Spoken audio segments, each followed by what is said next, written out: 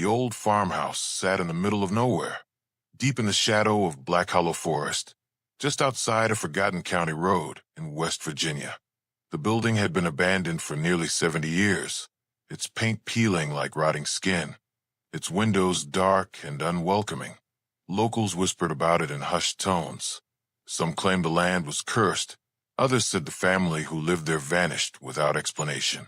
Nobody dared to step inside anymore.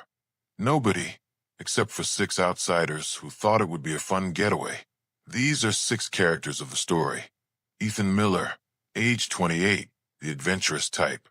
He organized the trip, always chasing thrills, the one who rented the farmhouse for the weekend. Rachel Carter, age 26, Ethan's girlfriend. Smart, cautious, uneasy about the farmhouse from the very beginning. Marcus Johnson, age 29, Ethan's best friend.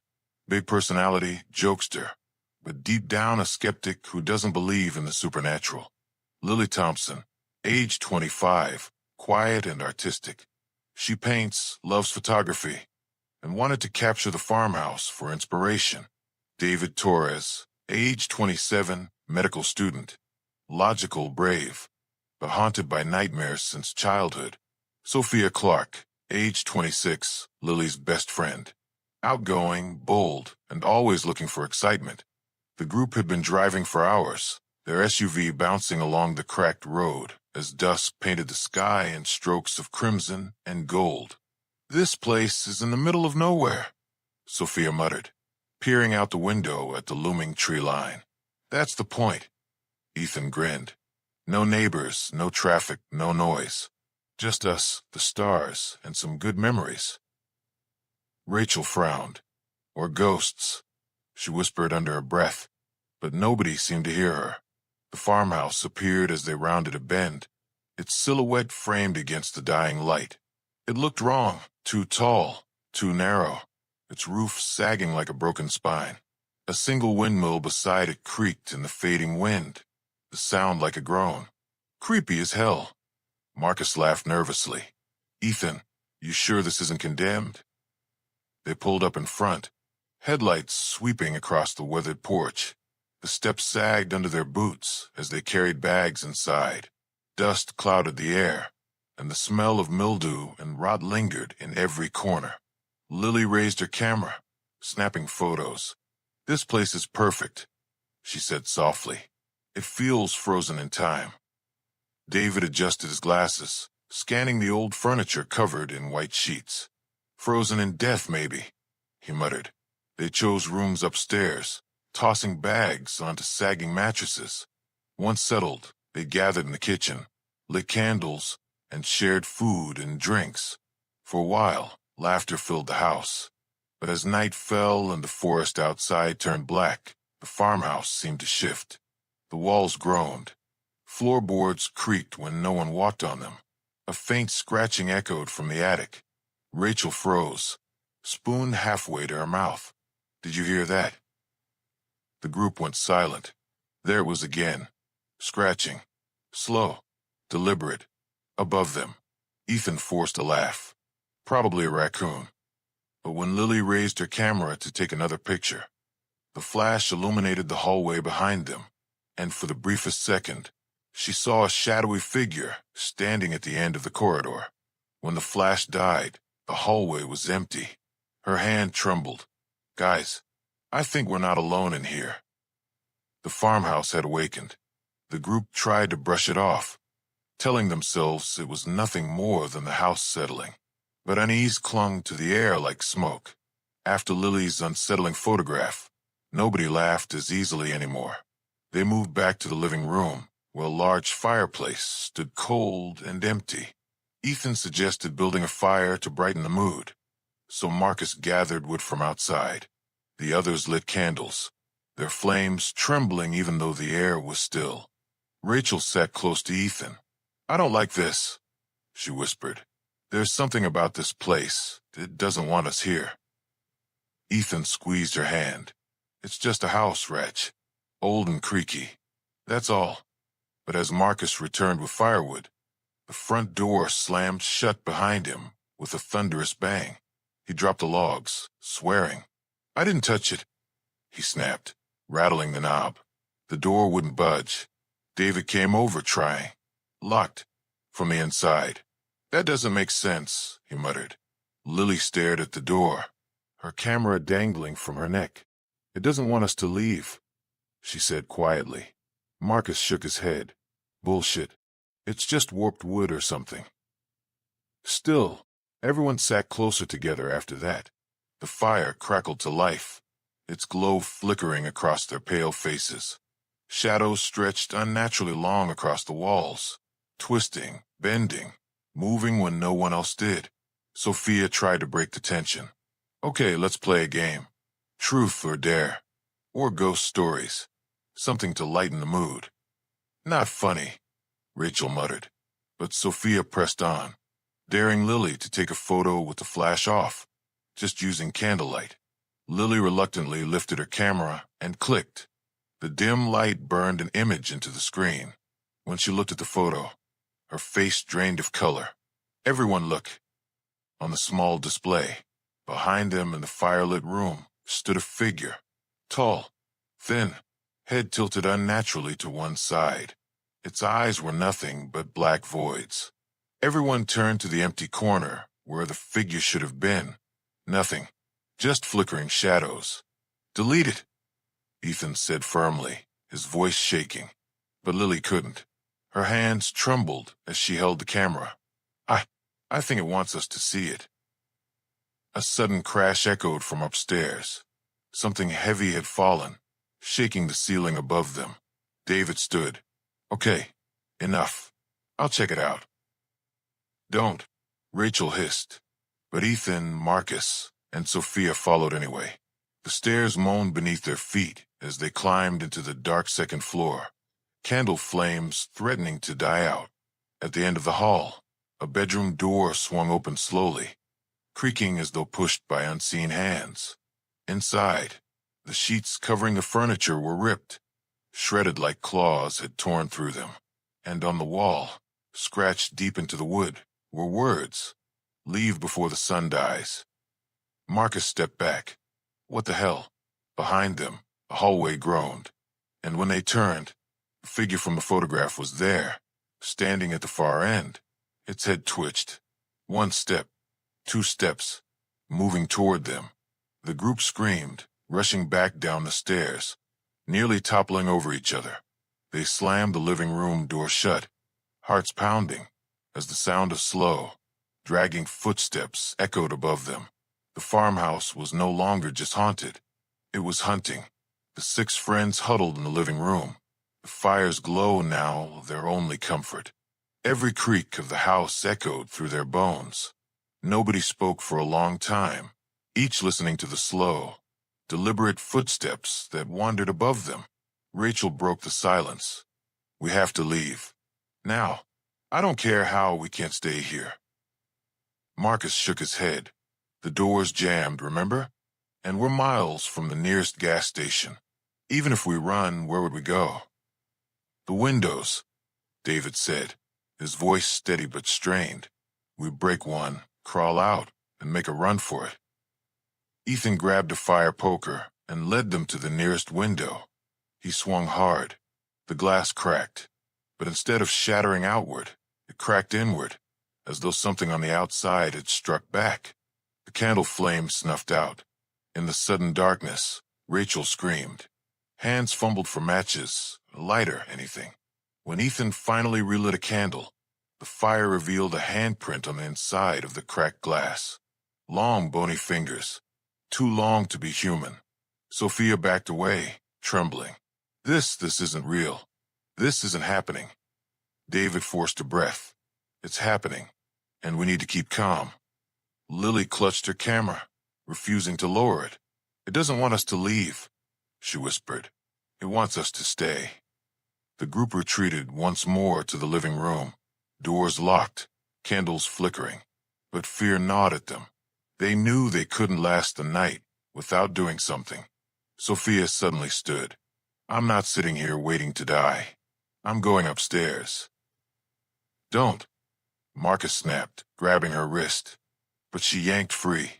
No, Whatever's up there, it's just a trick. I'm not going to let some stupid house scare me. Before anyone could stop her, Sophia stormed up the stairs, the others trailing helplessly behind until she disappeared into one of the dark rooms. "Don't go in there," Ethan shouted, but it was too late. The door slammed shut behind her. Inside, Sophia's scream split the silence, the kind of scream that made blood run cold. They rushed to the door, pounding on it. "Sophia, open it. Open it now," Ethan cried. The screaming stopped. Silence. Then came a whisper from inside, chilling and distorted. Not Sophia's voice. "One by one, you'll never leave." The door creaked open slowly. The room was empty. Dust-covered furniture. Torn sheets. No Sophia.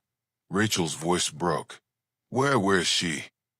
Ethan stepped inside, scanning with the candle. "She has to be here. She can't just vanish." Lily raised her camera and snapped another photo in desperation. The flash burst, lighting the room for a split second. When the photo appeared on the screen, they all gasped. In the corner of the room, half hidden in the shadows, was Sophia, her mouth open in a silent scream, her eyes wide with terror, hands clawing at something no one else could see. But in reality, the corner was empty. Sophia was gone. The farmhouse had claimed its first victim. Sophia's disappearance left the farmhouse heavy with dread. No one spoke as they gathered in the hallway, their faces pale, breaths uneven. The silence of the house pressed down like a suffocating blanket. Rachel gripped Ethan's arm. "She's gone. She's gone, Ethan. We need to leave right now." Ethan shook his head violently. "We can't leave her behind. We have to find her. Maybe she found another way out." Marcus growled, running a hand over his face. "Another way out? Did you see that picture, Ethan? She's gone. She's not coming back." David tried to steady his voice. "Look, arguing isn't helping. If Sophia is here alive, we need to split up and search. Cover more ground." Rachel gasped. "Split up? Are you insane? That's exactly what it wants us to do." But the group was unraveling. Fear sharpened every word, every glance. Ethan refused to give up on Sophia, while Marcus insisted they focus on survival. Lily stood silently, clutching her camera like a weapon, her wide eyes darting toward every shadow. Finally, Ethan decided, "Marcus and I will check the basement. Rachel, Lily, and David, search the upstairs rooms again. If we find nothing, we meet back here in 10 minutes. Agreed." Nobody agreed, but nobody argued. They moved in separate directions, their candlelight spilling across the rotting walls. Downstairs, Ethan and Marcus. The basement door groaned as Ethan forced it open. A wave of mildew and damp washed over them. The stairs creaked, and every step seemed to echo too loudly.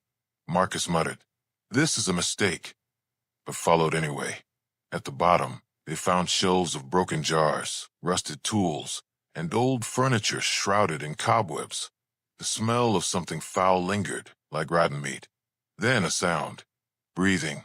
Heavy, labored breathing coming from a far corner. Ethan raised his candle, its weak glow revealing a figure crouched in the shadows. His heart leapt. "Sophia," he whispered. The figure straightened, tall and wrong. Its head bent too far to the side, like its neck had been snapped. When the light hit its face, there were no eyes, just black pits. It lunged forward. Ethan and Marcus scrambled, tripping over debris as the thing rushed at them with unnatural speed. They slammed the basement door shut just in time, the wood shaking violently as claws raked across the other side. Marcus collapsed against the wall, gasping. That wasn't Sophia. That wasn't. Ethan shook, gripping the poker tighter. "Don't say it." Upstairs, Rachel, Lily, and David. The three searched room after room, finding nothing but dust and decay. Every mirror they passed was cracked. But in one, Rachel swore she saw Sophia's face staring back at her, her lips moving silently before the glass shattered on its own. Lily raised her camera, desperate for proof, snapping photos in the dark. Every shot came back worse. Shadows behind them that weren't there. A pale hand on David's shoulder. Something crawling along the ceiling. Rachel whispered, "This house is alive. It's watching us." Suddenly, from the last room on the hall, a voice called, "Rachel, help me." Rachel froze. It was Sophia's voice. She bolted down the hall before anyone could stop her, throwing the door wide open.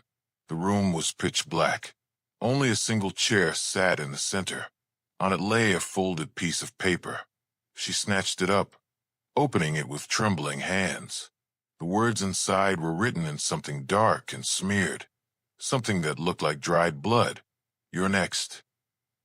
The door slammed shut behind her, separating her from David and Lily. Her scream echoed down the hall. Rachel slammed her fists against the door, screaming for help. The wood was solid, unyielding, and her voice echoed like the walls themselves were mocking her. Her candle sputtered and died, plunging the room into pitch black. "Ethan, David, somebody please." Silence, then a whisper, so faint it was almost inside her head. "Rachel." Her breath caught. The voice was familiar. "Sophia." She spun, searching the darkness. "Sophia, where are you?" The shadows shifted. Something moved in the far corner of the room, slow and deliberate. Candlelight wasn't needed. Rachel could feel it there, watching. Suddenly, a match flared to life by itself, floating in the air, illuminating Sophia's face. Pale, smiling, but her smile was wrong. Stretched too wide, teeth too sharp. "Come with me," Sophia whispered. "It's better on the other side." Rachel stumbled back. "You're not her. You're not real." The match went out. Something crawled across the ceiling, nails scratching the wood. Rachel pressed against the wall, heart hammering, when her foot struck something soft. She looked down and saw a severed hand on the floor. It twitched.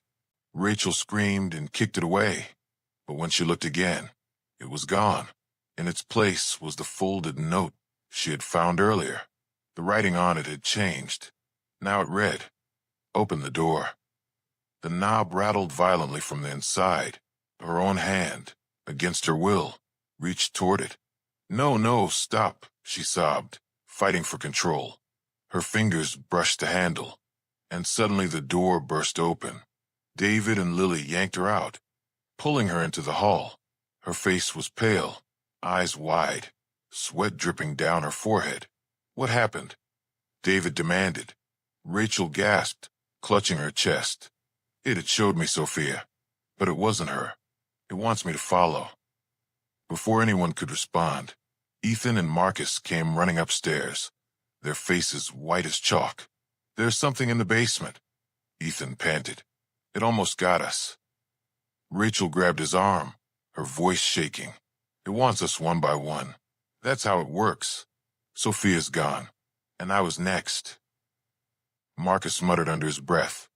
"Then who's after Rachel?" The sound of chains. The group barely had time to process before a new sound filled the house. A dragging noise. Heavy, metallic, like chains being pulled across the wooden floor. From downstairs, the sound grew louder, closer. The floorboards shook with each pull. Lily raised her camera with trembling hands, whispering, "Don't move." But the chains dragged up the stairs, clattering against the walls, invisible, deafening. The sound stopped directly outside the door they stood in. Then a voice, low and guttural, seeped through the wood. "Let me in." Nobody breathed. The knob twisted. The doorknob rattled violently, as though something enormous was forcing its way in. The chains outside scraped louder and louder, wrapping around the wood, tightening like a serpent. Marcus shoved his shoulder against the door. "Help me hold it." Ethan and David joined, bracing their weight. The wood groaned, splintering under impossible strength. From the hallway came a deafening roar, a sound not quite human, like metal grinding against bone. The temperature plummeted, their breath fogging the air. Rachel clutched Lily, trembling. It's going to break through. Suddenly, silence. Everyone froze. Even the chains stopped moving. The house held its breath. Then, bang, the door exploded inward, sending Marcus flying to the floor. A shadow filled the frame, blacker than darkness, dragging chains that moved like living things. The figure had no face, only a gaping hole where its head should have been. Ethan swung the fire poker wildly. Stay back. The poker passed through the shadow like smoke, clattering uselessly to the ground. Chains lashed out. One wrapped around Marcus's ankle, yanking him across the floor. He screamed, clawing at the wood as the others grabbed for him. Don't let go. Rachel shrieked, holding his arm, but the chains tightened, pulling harder. His skin tore under their grip, blood smearing the floorboards. Marcus's eyes went wide with terror. Help me, please. Another chain shot out, striking Ethan across the chest, knocking him back. Rachel lost her grip. With a final jerk, Marcus was ripped from their hands, dragged screaming down the hall into the darkness. His voice echoed until it was swallowed by silence. Only the sound of chains dragging away remained, then nothing. Marcus was gone. The group collapsed in shock, gasping. Rachel sobbed into Ethan's chest. It took him. Oh God, it took him. David's hands shook as he pressed them against his ears. This isn't random. It's hunting us. It's picking us off, one at a time. Lily lowered her camera slowly, her face pale. I got it. I took a picture. She showed the screen. The blurry image showed Marcus being pulled down the hall, but behind him, in the shadows, dozens of pale faces could be seen. Faces pressed against the walls, watching, smiling. Ethan's stomach turned. We have to get out. Now. I don't care how, we're not staying here. But when they rushed back to the stairs, they stopped cold. The front door, their only way out, was gone. Not broken, not blocked, just gone. Where the door should have been was now solid wall, wallpaper stretched seamlessly across it. The farmhouse had sealed them inside. The 4 remaining survivors stood in stunned silence, staring at the wall where the front door had been only minutes ago. Their last chance of escape had vanished into plaster and peeling wallpaper.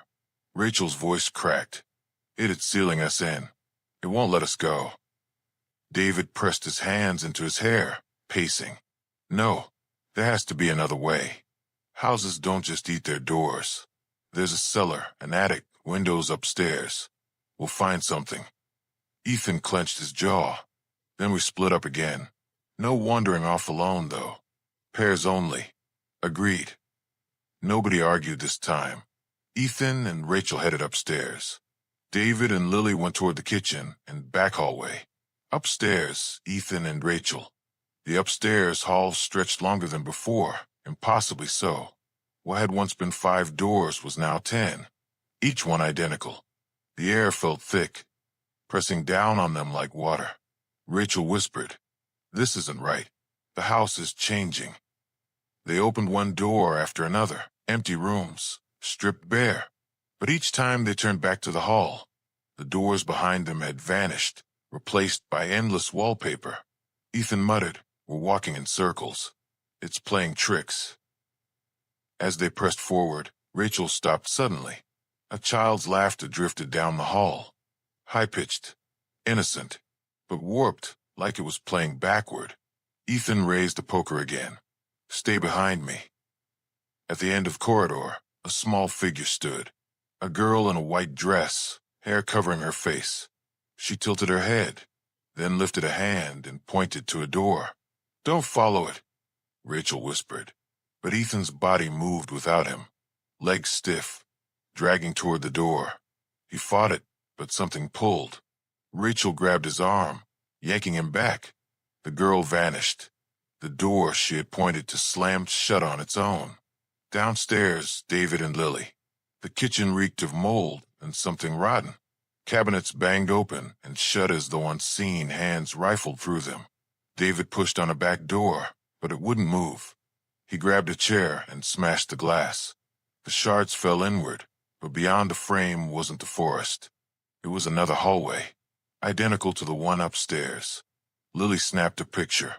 The flash revealed something hunched in the new hallway, too tall, with arms scraping the floor. By the time the photo cleared, the frame was empty. Her hands trembled. "David, it's building a maze around us." David turned to her, whispering, "Then we stick together. Don't lose sight of me." But when he looked back, Lily was gone. The chair lay tipped over. Her camera rested on the counter. David's throat closed. "Lily? Lily?" Lily's isolation. Lily blinked. The kitchen was gone. She stood in a long, narrow room lined with mirrors. Her reflection stretched in every direction, warped and twisted. She spun, searching for the others. "Hello." All the mirrors reflected her, except one. In that one, she wasn't alone. Sophia stood beside her reflection, smiling wide, her lips whispering words Lily couldn't hear. Then, one by one, the other mirrors stopped reflecting Lily. They reflected Sophia instead. Hundreds of Sophias, all staring at her. And in the real room, footsteps dragged closer behind her. The farmhouse grew unnervingly silent after they discovered the blood on the walls. The storm outside continued, but inside, it felt as though the house itself was holding its breath, waiting for the next move. The group gathered in the living room, their flashlights trembling in their hands. "Those scratches," Daniel whispered, pointing back toward the hallway. "They weren't there when we came in." Rachel shivered. They were fresh, the wood was splintered. Something was clawing at the walls while we were inside. Nobody dared to argue. The thought that something unseen had been lurking among them sent a wave of dread across the group. Suddenly, the old grandfather clock in the corner, a piece they hadn't even noticed before, struck midnight. The chimes echoed too loudly for such a small room, reverberating like the tolling of funeral bells. Each strike felt like a countdown. On the 8th chime, the walls groaned. Long, deep scratches began etching themselves into the wood right in front of their eyes. Invisible claws dragged down the planks with a shrill screech that rattled their bones. "Run," Sophie cried, but her voice broke halfway into a sob. They stumbled back toward the kitchen, but as they moved, the scratches followed them. On the walls, the ceiling, the floor. It was as though the house was alive, branding itself with signs of rage. In the kitchen, Marcus tried to steady himself by gripping the counter. That was when his eyes widened, his face paling. The countertop beneath his hands was moving. At first, it seemed like cracks forming, but then the cracks opened like veins, pulsing dark liquid that smelled of rot and blood. He yanked his hands back, horrified. "This place isn't haunted," Marcus whispered. "It's alive." Before anyone could respond, the sound of scratching returned, this time not on the walls, but behind them, directly inside the walls. Something was crawling within, fast, erratic, circling them like a predator waiting for the kill. The group pressed together, their breaths quick and shallow. Then, from behind the plaster, came the sound of laughter, high-pitched, broken, as if a child were mocking them from within the walls themselves. The lights flickered, then went out, and in the pitch black, the scratching stopped. Darkness swallowed the farmhouse. The silence that followed was worse than the scratching. It was total, suffocating. Only their shallow breaths and the drumming of the rain on the roof filled the void. "Don't move," Daniel whispered. "It can hear us." But Sophie couldn't stop trembling. She clicked her flashlight on. Its weak beam shook as it revealed the kitchen once more. Only now, the walls were swollen, bulging outward as if from inside. "Oh my God," Rachel muttered, clutching Sophie's arm. The bulges shifted, moving fast, darting from one wall to another, circling them like a predator stalking prey. Then, without warning, the plaster behind Marcus burst open. A clawed hand, pale and impossibly long, shot out from the wall and grabbed his shoulder. The group screamed. Marcus struggled, clawing at the countertop. but the thing's grip was too strong.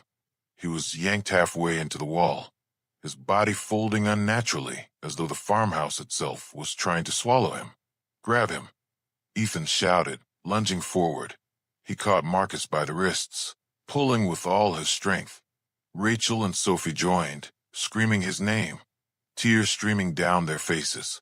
For a brief second, it looked like they might succeed.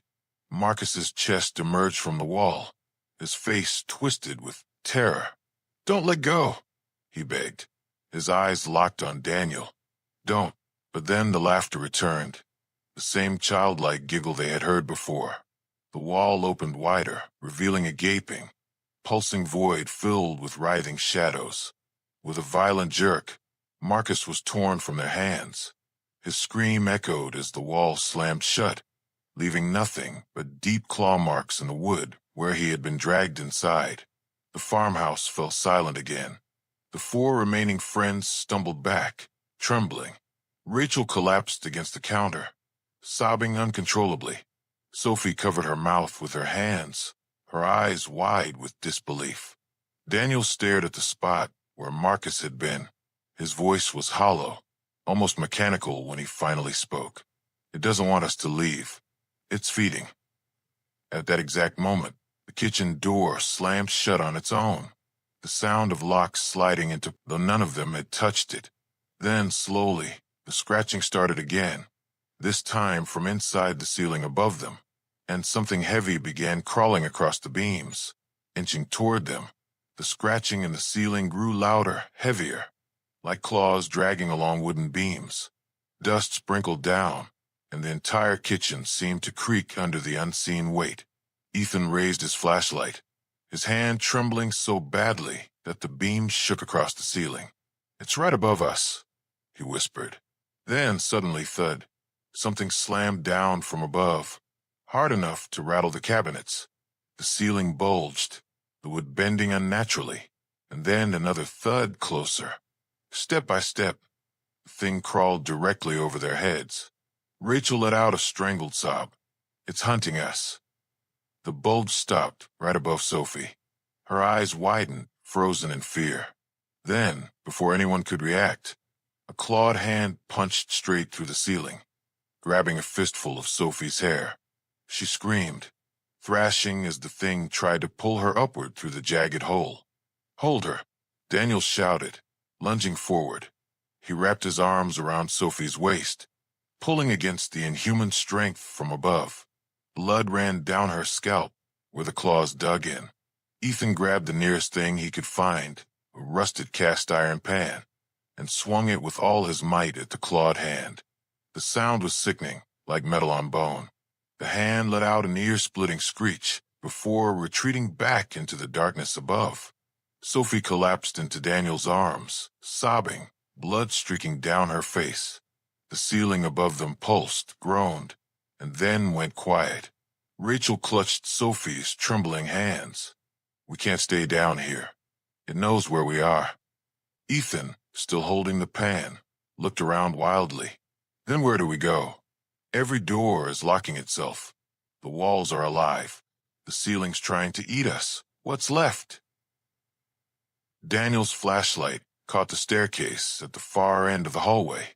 The old steps spiraled upward into shadow. The wood warped and dark. "Upstairs," he said grimly. "If we stay here, it'll pick us off one by one." Rachel shook her head violently. "You're insane. Upstairs? That's where these things always get worse. Everyone knows that. We don't have a choice." Daniel snapped, his voice breaking with desperation. A sudden knock echoed from the front door. 3 loud bangs that reverberated through the farmhouse.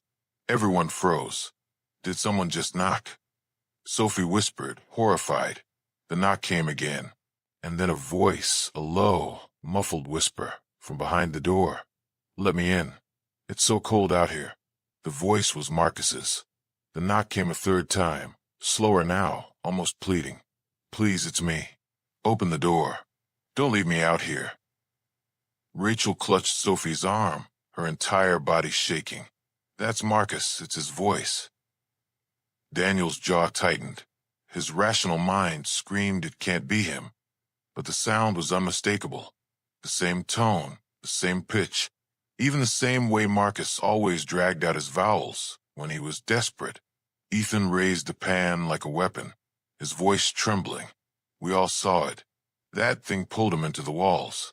Nobody survives that. The whisper outside grew more urgent, more human. Rachel, Sophie, it hurts in here. Please let me in.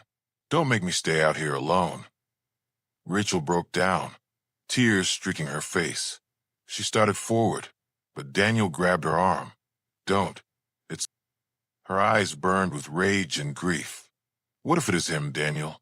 What if he got out? We can't just abandon him. The knocking grew violent, pounding now, rattling the entire frame of the farmhouse door. With each slam, the lights flickered and the walls shivered. Let me in! The voice bellowed suddenly. No longer Marcus's, but something deep, guttural, and broken. The sound reverberated in their chests, making their bones ache. Everyone stumbled back, horrified, as the wood around the door began to splinter inward, as if something far larger than Marcus was trying to force its way inside. Then, just as suddenly, the pounding stopped. Silence returned, heavier than before. The group stood frozen, every breath loud in the suffocating quiet. Then came a sound from upstairs. Footsteps, slow, deliberate, as if someone or something was waiting for them above. Sophie, her voice barely audible, whispered, "If it's not Marcus outside, then who's walking upstairs?" The footsteps upstairs were slow and deliberate, each creak of the old floorboards echoing through the farmhouse like a countdown. The four of them stood frozen at the base of the staircase, staring up into the yawning darkness above. "We're not going up there," Rachel said firmly, shaking her head. "Whatever that is, it wants us to follow. And staying down here is better?" Ethan snapped, pointing at the blood-stained wall where Marcus had vanished. "This place is closing in on us. The only way out might be up there." Daniel clenched his jaw. He knew Ethan was right, even if the thought made his stomach turn. He shone his flashlight up the stairs. The beam barely cut through the blackness. It was as if the darkness itself was swallowing the light. "Stay close," he whispered. Don't look away from each other." Reluctantly, they began to climb. Each step groaned beneath their weight, the sound impossibly loud in the suffocating silence. Sophie clutched Daniel's arm so tightly her nails dug into his skin. Rachel brought up the rear, glancing back nervously toward the front door as if expecting it to burst open again. At the top of the stairs, the air grew colder, their breaths visible in faint puffs. The hallway stretched before them, lined with doors on either side. Some were slightly ajar, others firmly closed. The wallpaper peeled in long strips, and faint symbols had been scratched into the wood near the doorframes. Ethan pointed with the flashlight. "What the hell are those?" "Looks like letters." Daniel leaned closer, his heart pounding. They weren't letters. They were names. Dozens of names etched deep into the wood, each one followed by a date. Most were faded, some going back decades. And then Rachel saw it. "Marcus," she whispered, her voice cracking. There it was, freshly carved, the wood still raw. "Marcus Holloway, 2025. Sophie's scream pierced the silence, and they all spun around. At the far end of the hallway, silhouetted in the weak glow of a broken window, stood a figure. It was Marcus, or what was left of him. His body was twisted, unnaturally elongated, as if the walls had stretched him before spitting him back out. His head lolled to one side, his mouth open in a silent scream. His eyes, those once familiar brown eyes, were nothing but pits of black, dripping shadow down his face. He took a step forward. The floorboards wailed beneath his weight. Rachel sobbed, covering her mouth. No, it can't be." Marcus's body convulsed, and when he spoke, it wasn't his voice. It was a chorus of voices, children, men, women, all overlapping in a grotesque harmony. "You are next." The lights flickered violently. The doors along the hallway slammed shut one by one, trapping them on the upper floor, and Marcus began to run. The twisted thing, wearing Marcus's body, charged down the hallway, its limbs jerking unnaturally like a broken marionette. The four screamed and bolted, their footsteps pounding against the warped floorboards. "Go, go, go!" Daniel yelled, shoving Sophie forward. Rachel yanked the nearest door open, and they stumbled inside just as Marcus's warped form slammed into the wall behind them. The door shook violently under the impact, the wood cracking as his claws scraped deep gouges into it. "Hold it shut," Ethan cried, throwing his shoulder against the door. Daniel and Rachel joined, bracing it with all their strength. The pounding continued, each slam rattling the walls, but finally silence. The four collapsed back, panting, their flashlights trembling in their hands. The room they had chosen was a bedroom, dusty, decayed, yet strangely preserved. The bed was neatly made with moth-eaten sheets. A dresser stood against the far wall, and a cracked mirror leaned in the corner. But something about the air was wrong. The cold here was sharper, biting, like being submerged in ice water. Sophie rubbed her arms, shivering. "This room feels worse than the hallway." Daniel's flashlight swept across the dresser. Its surface was covered with framed photographs. He moved closer, his breath hitching. The pictures were all of families, smiling mothers, stern fathers, children frozen in black and white. But as he leaned closer, his stomach twisted. The faces were scratched out, every single one.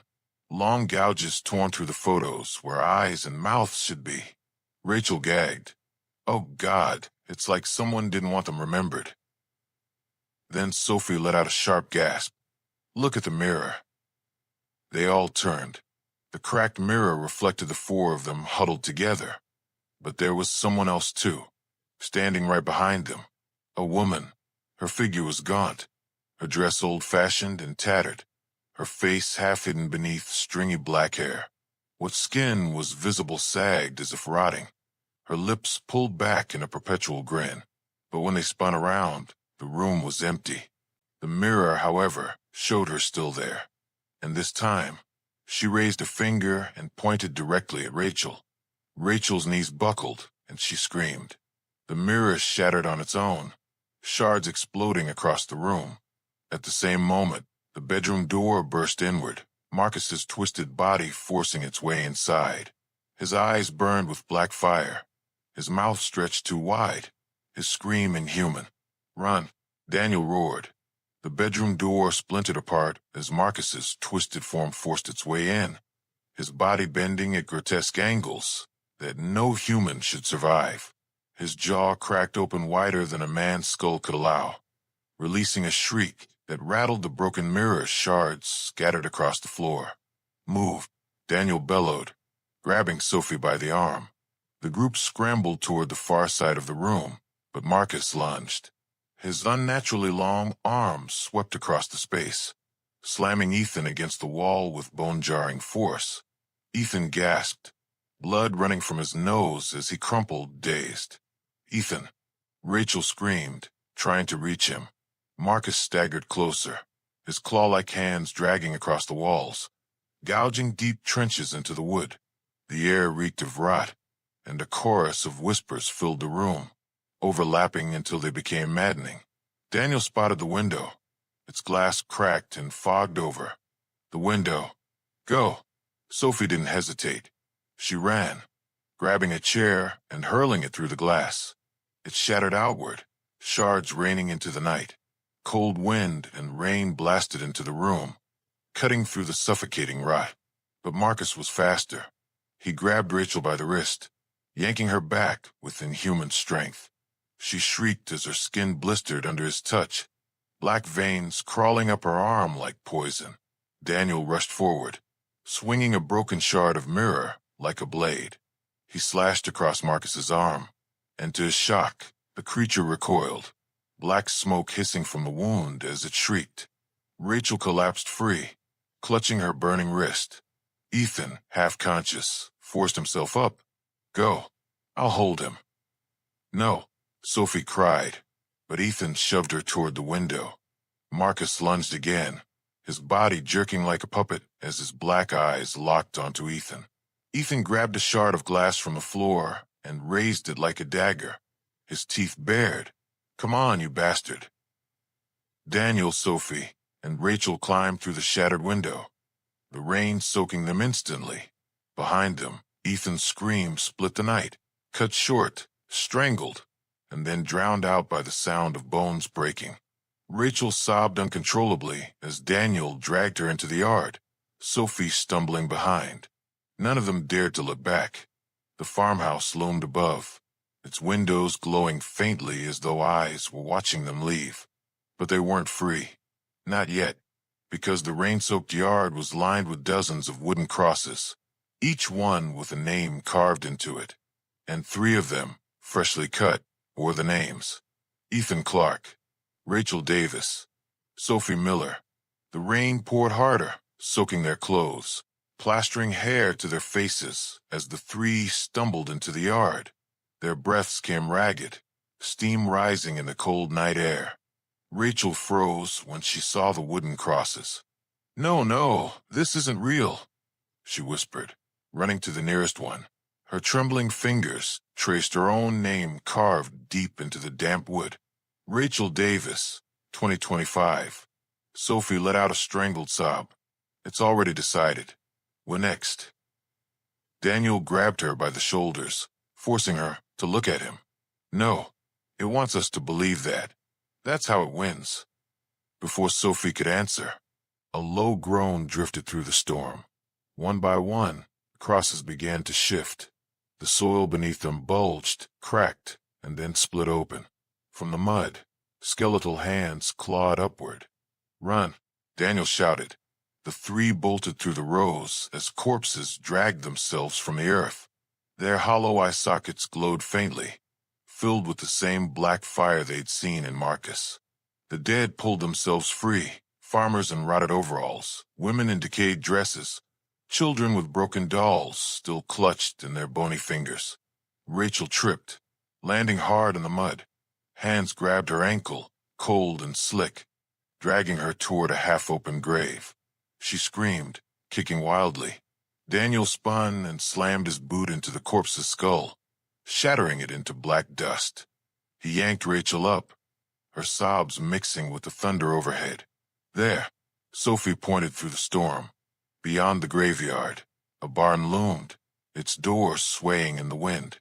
They sprinted, dodging grasping hands, stumbling over broken headstones and open pits.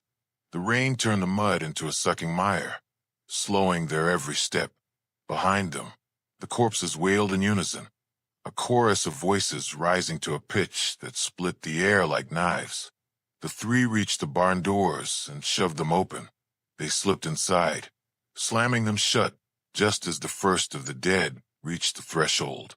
The pounding began immediately, fists and claws scratching at the wood. The interior was pitch black, the smell of mildew and rust heavy in the air. Daniel raised his flashlight, its weak beam cutting across hay bales, rusted tools, and the skeleton of an old horse, its ribs jutting like jagged knives. Rachel hugged herself, shivering violently. "We're trapped again. Everywhere we go, it traps us." Sophie swallowed hard, her eyes darting around. At least it's not the house. But as the flashlight beams swept across the rafters, they froze. Hanging from the beams were dozens of ropes, nooses. Each swayed gently, though the air inside the barn was still. And then one of them tightened on its own. A whisper hissed from the darkness above. "Pick one." The whisper echoed through the rafters, chilling their bones. "Pick one." Daniel's flashlight trembled as it swept across the barn again. The nooses swayed harder now, creaking against the beams though there was no wind. Rachel shook her head violently, backing against the wall. "No, no, this isn't happening." Before Daniel could respond, one of the nooses dropped suddenly, snapping tight around his shoulder. He cried out as it yanked him upward, dragging him off his feet toward the ceiling. "Daniel!" Sophie screamed, leaping to grab his legs. The rope burned against his skin, tightening like a snake. Rachel rushed forward, clawing at the rope where it bit into Daniel's flesh. But the more they pulled, the tighter it became, cutting into him, drawing blood. His face twisted in pain as he gasped for air. The other nooses began to stir. One dropped around Rachel's wrist, wrenching her arm skyward. Another lashed out like a whip, missing Sophie by inches as she stumbled back. The barn filled with the sound of ropes snapping, twisting, tightening alive. Daniel's voice rasped, strained. The knife, look for a knife. Sophie darted toward a rusted tool rack, scanning desperately. She grabbed a sickle, its blade corroded but sharp enough. Running back, she swung at the rope around Daniel. It resisted at first, the fibers unnaturally strong. But with a desperate scream, she hacked through. The rope snapped, recoiling upward like a snake, and Daniel crashed to the ground, coughing violently, clutching his neck. Rachel's wrist was still caught, the rope dragging her toward the rafters. Sophie slashed again, slicing it open. Black smoke hissed from the severed fibers, filling the air with the stench of burnt flesh. The nooses above writhed in fury, twisting together like serpents, lashing down toward them. Daniel staggered to his feet, his voice hoarse. "We can't stay here." Sophie pointed toward the back of the barn. A narrow set of stairs led upward to a loft. "There, maybe we can get out through the hayloft." The three sprinted for the stairs, ropes snapping down all around them, grazing their shoulders, wrapping briefly around ankles before being torn free. Rachel screamed as one brushed her throat, leaving a raw red line. They reached the loft and shoved open the hatch. Cold wind blasted in, rain streaking sideways through the storm. Below, the barn filled with writhing ropes, striking upward like a nest of snakes. "Jump!" Daniel roared over the storm. One by one, they leapt into the night, crashing into the mud outside. Sophie rolled painfully, her ankle twisting, but she forced herself up. Rachel clutched her wrist, blood trickling where the rope had torn her skin. Daniel dragged them both toward the forest beyond the barn. Behind them, the barn groaned. Its doors burst open, ropes spilling out into the storm, dragging themselves across the ground as if searching for prey. The farmhouse loomed in the distance, its windows glowing brighter now, as if it was alive and watching. And from within the trees ahead came a new sound, soft singing, a woman's lullaby, echoing through the storm. Rachel froze. "Please tell me I'm imagining that." But the singing grew louder, closer. The storm whipped around them, but the lullaby carried clear, almost sweet, threading through the roar of the wind. Sophie clutched her side, struggling to breathe. "It's coming from ahead from the woods." Daniel shook his head violently, mud dripping from his hair. No, we're not going toward that." But Rachel wasn't moving. Her eyes were fixed on the dark tree line, her lips trembling. I know that song." The others turned to her, wide-eyed. Rain streaked down her pale face. "My grandmother used to hum it when I was little. She said it was the family song." The lullaby grew clearer, closer, as though the woman was only a few steps away, waiting among the trees. Branches swayed violently in the storm, shadows shifting like figures. Sophie grabbed Rachel's arm. "It's a trick. The house, it knows you. It's using you." But Rachel shook her head, dazed. "No, it can't be. I've never even been here." Daniel snapped, his voice raw. "Then why the hell does this place know your song?" Before Rachel could answer, a figure emerged from the trees. A woman, drenched in rain, her hair plastered to her pale face. She wore a torn white dress, clinging to her skin, mud streaking the fabric. She sang the lullaby softly, her eyes locked on Rachel. Rachel's breath caught. "Grandma." The woman's head tilted, water streaming from her hair. Her smile was wrong, too wide, too knowing. Daniel stepped in front of Rachel, holding the sickle like a weapon. "Stay back." The woman didn't stop singing. Her voice deepened, reverberating unnaturally through the air. With each note, The ropes from the barn twisted closer across the mud, drawn toward her like she was commanding them. Sophie stumbled back, dragging Rachel with her. "She's not your grandmother, Rachel. Look at her." The woman's face flickered in the lightning, her features twisting. Half grandmother, half something skeletal and rotted beneath. The lullaby distorted into a low, guttural growl, shaking the ground. Suddenly, the ropes snapped forward from behind, lashing toward them like whips.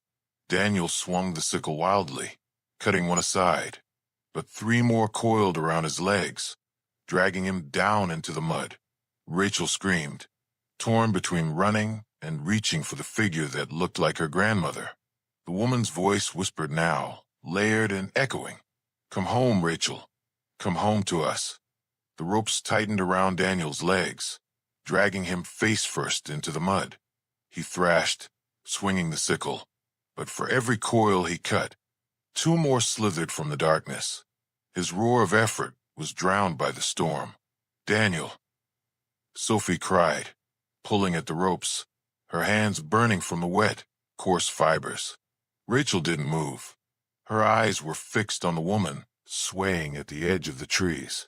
The voice was softer now, like velvet. "Don't fight it, Rachel," the woman whispered, though her lips hardly moved. "You've always belonged here. That's why you came." Rachel shook her head weakly, her soaked hair whipping in the wind. "No, I didn't know." The woman extended her arms. Rain streaked down her withered hands, fingers far too long, curling like talons. Yet her face still bore the resemblance of Rachel's grandmother. "Yes, you did. Blood always finds its way home." Sophie's voice cut through the storm, panicked and furious. "Rachel, don't listen. She isn't real." But Rachel stepped forward. Her bare feet splashed into the mud, and the ropes immediately loosened their grip on Daniel, as though the farmhouse only needed one sacrifice.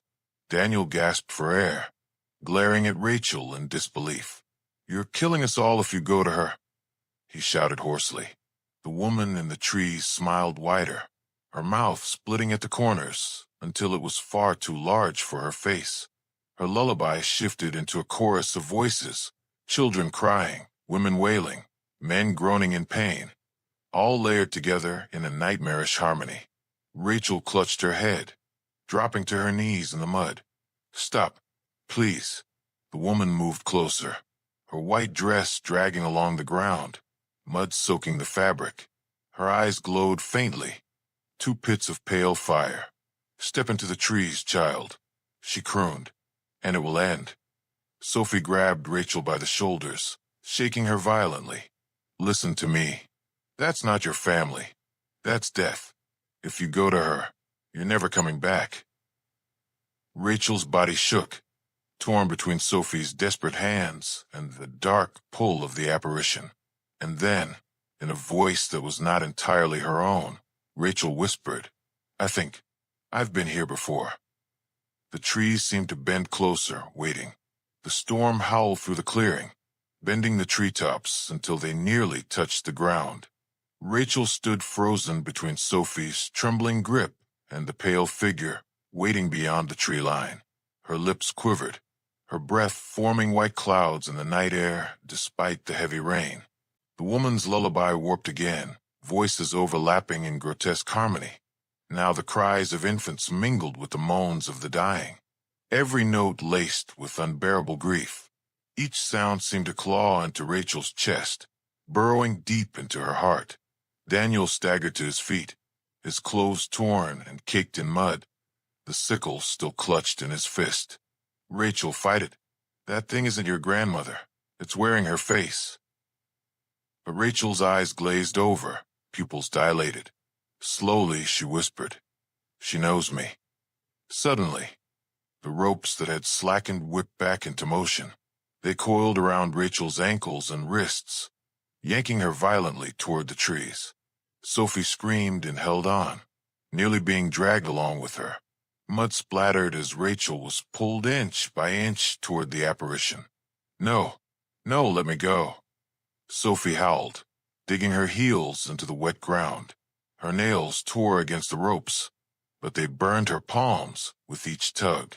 Daniel lunged forward, slashing at the cords with the sickle.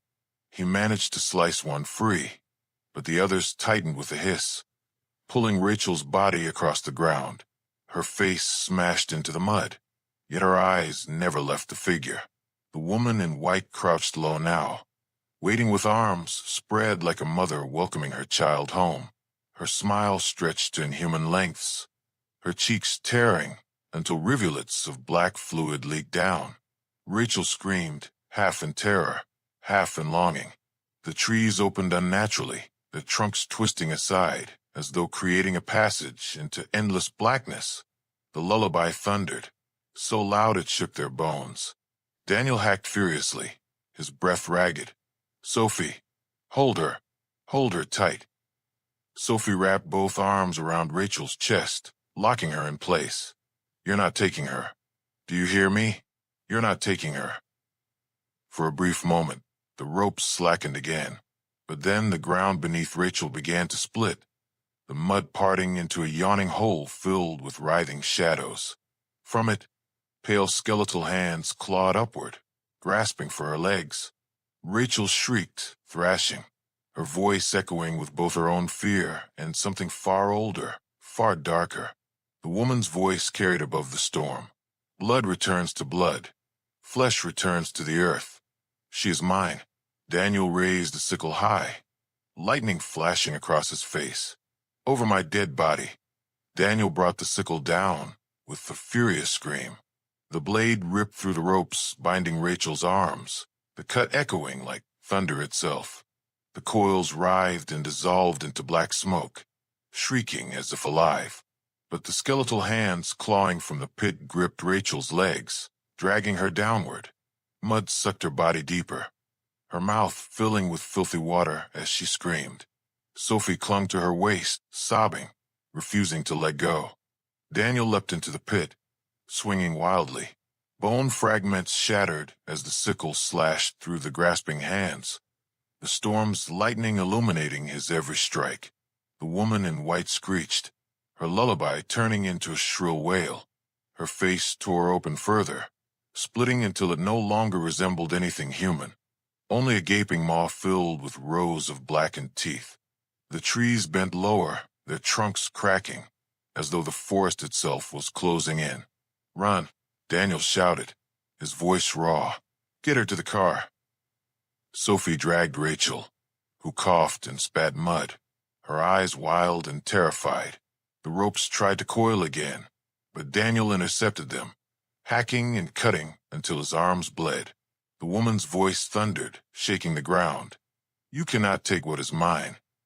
Daniel roared back, swinging the sickle one final time, severing the largest rope at its root. The earth split violently, the pit collapsing in on itself. The woman shrieked, her body contorting, before being swallowed into the darkness. The sound of her scream carried into the night like a dying storm. Sophie pulled Rachel to her feet, and together they sprinted across the mud. The farmhouse loomed behind them, its windows glowing red like furious eyes. Every step felt like the ground was trying to drag them back. Daniel stumbled after them, gasping, his body battered, but he kept moving, forcing his legs through the sucking mud. "Don't stop," he shouted hoarsely. They reached the car. Sophie fumbled with the keys, her hands slick with blood and rain. The engine coughed once, twice, before roaring to life. Rachel screamed as the farmhouse doors blew open, shadows pouring out like a tidal wave.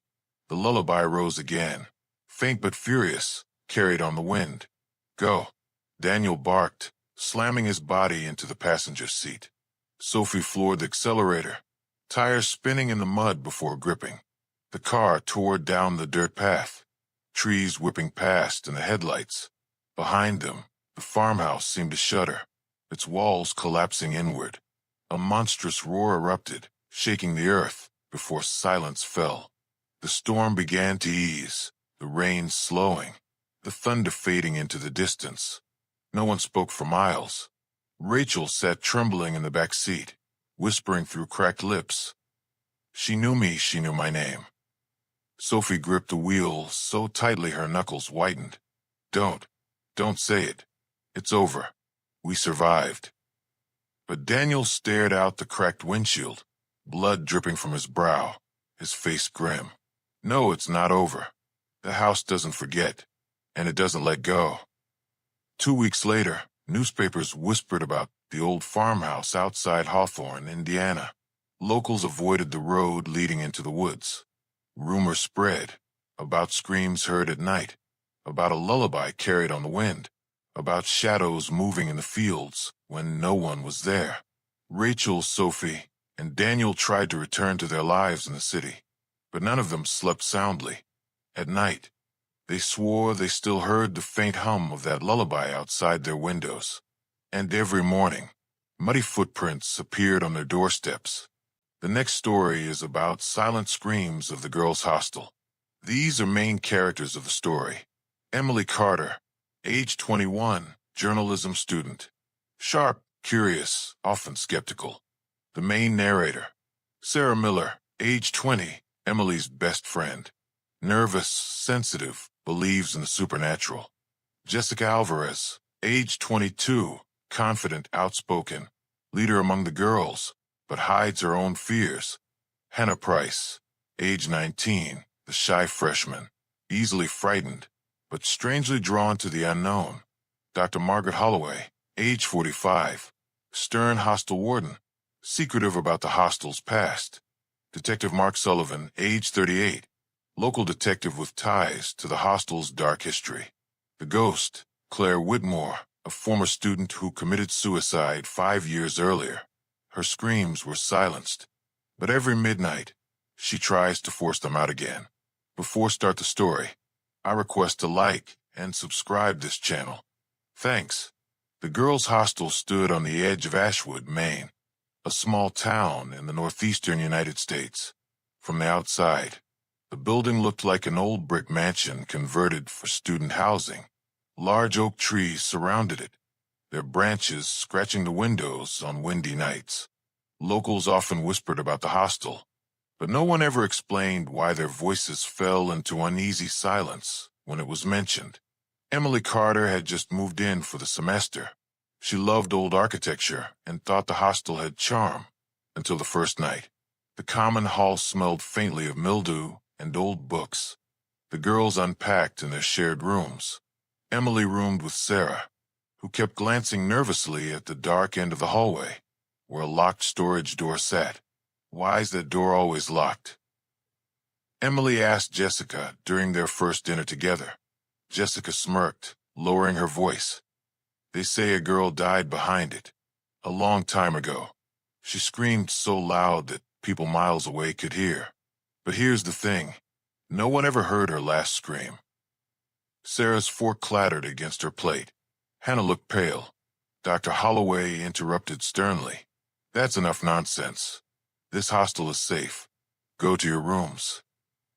That night, as the clock struck midnight, Emily woke to a strange sound. It wasn't loud. It was almost like a scream trapped underwater. A muted, muffled wail, as though someone was shrieking behind glass.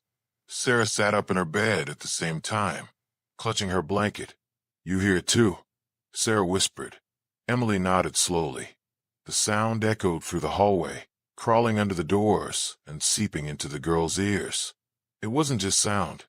It felt like pressure on their chests, like invisible hands were trying to force the scream into their lungs. Emily gathered her courage and opened the door. The hallway was dim, lit only by flickering emergency lights. The muffled scream grew louder, dragging her toward the locked storage door at the end. The girls followed reluctantly. Hannah whispered, It's coming from there. I swear it's coming from there. Suddenly, the sound stopped. Silence pressed down on them. Then, a whisper slid across the hallway, so soft Emily almost doubted she heard it. Help me. The girls froze. The storage door rattled violently, as though someone was trapped inside, pounding to get out. Emily gasped. Sarah screamed. Hannah fell against the wall crying. When Dr. Holloway appeared out of nowhere, her face pale, but her voice calm. Back to your rooms. Now, whatever you think you heard, you didn't." She dragged them away, locking the hallway behind her. But as Emily lay awake, her heart racing, she realized something terrifying. The muted scream wasn't gone. It was now inside her head, faint but constant, echoing in her skull. And somewhere in the shadows of the hostel, the first night's silent screams had only just begun. The next morning, the hostel looked harmless in the daylight. The sun poured through tall windows, chasing away the shadows. Emily almost convinced herself that the muffled scream had been a dream. Almost. Sarah wouldn't speak during breakfast. Her hands trembled when she poured milk into her cereal. "It wasn't a dream, Emily," she whispered. "I still hear it." "Don't you?" Emily paused. She did still hear something faint, not as loud as last night, but like a dull ringing in her ears, a pressure that wouldn't leave. Jessica, ever the bold one, leaned over the table. "You two look like you saw a ghost." Emily replied quietly, "Maybe we did." Jessica rolled her eyes but avoided looking at the far end of the hall, where the locked storage room sat behind its heavy wooden door. That evening, the girls gathered in the lounge. Hannah, pale and restless, confessed she had seen something. "Last night when the screams stopped, I thought I saw her. A girl in a white dress. She was standing by the door. Her mouth was open, but no sound came out." The room fell silent. Even Jessica didn't laugh this time. Suddenly, the lights flickered. A faint whisper crawled through the vents. Emily thought it was the wind, but then it formed words. They lied. Sarah clapped her hands over her ears. Stop it, she cried. The whispering stopped as abruptly as it began. Jessica forced a laugh, though her voice cracked. "Old buildings make noises. That's all." But Emily noticed her hands clutching the armrest tightly, her knuckles white. Later that night, Emily couldn't sleep. Around midnight, she heard the sound again, the muted scream, this time closer. She pressed her ear to the wall. The scream wasn't in the hallway anymore. It was inside the walls. Emily followed the sound down the corridor, her flashlight trembling in her grip. The plastered wall near the storage door looked cracked, like something had been clawing from the inside. Then she saw it, a handprint, pressed deep into the wall, as if someone's hand had been burned into the plaster. Her breath caught. She reached out to touch it, and felt heat radiating from a wall. Suddenly, a loud bang echoed through the corridor, making her drop the flashlight. She scrambled to pick it up, the beam landing on Hannah, standing barefoot in the hall, her eyes wide and unfocused. "She's trying to scream," Hannah whispered, her voice hollow. But they cut her voice out. "She wants it back." Before Emily could respond, Hannah's mouth opened wide, too wide, unnaturally stretched, and a silent scream poured out. No sound, just air so cold it burned Emily's skin. The lights exploded overhead, plunging the hostel into darkness. And somewhere deep in the walls, something scratched to be let out. The hostel felt different the next morning. The hallways seemed longer, the air thicker. Every door creaked, every floorboard groaned. Emily told herself it was her imagination, but even in daylight, she swore the building was watching. At breakfast, Hannah barely touched her food. Her lips were cracked, and her voice was hoarse, as though she had screamed all night. "I don't remember leaving my bed," she whispered. "I just remember her mouth. Open. Wide." Sarah stared at her. "You were screaming, Hannah," but no sound came out. The table fell silent until Jessica slammed her cup down. "Enough. We're spooking ourselves. This place is creepy, sure, but ghosts aren't real." But as Jessica spoke, Emily noticed something strange. The faint ringing in her ears, like the muted scream, seemed to grow louder whenever Jessica denied the haunting, almost as if the ghost hated being ignored. That evening, Emily wandered into the library. Dust coated the old bookshelves, and the smell of paper and mildew filled the air. She searched for anything about the hostel's past. On the bottom shelf, she found an old, leather-bound register.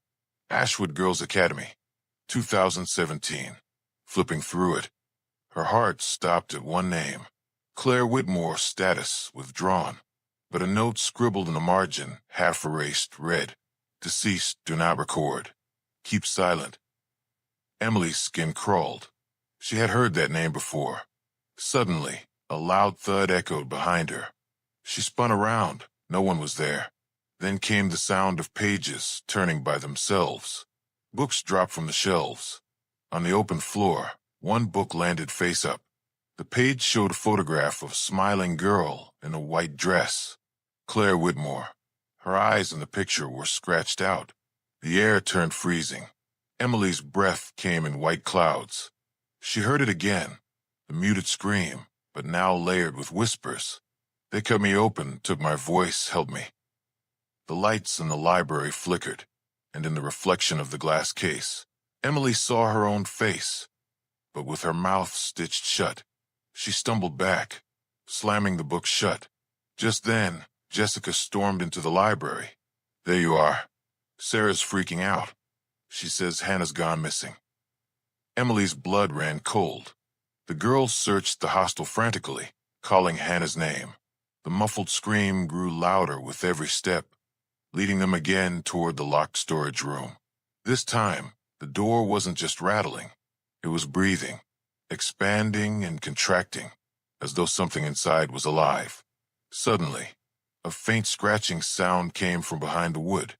Letters etched themselves into the door, one by one, spelling, "Give it back."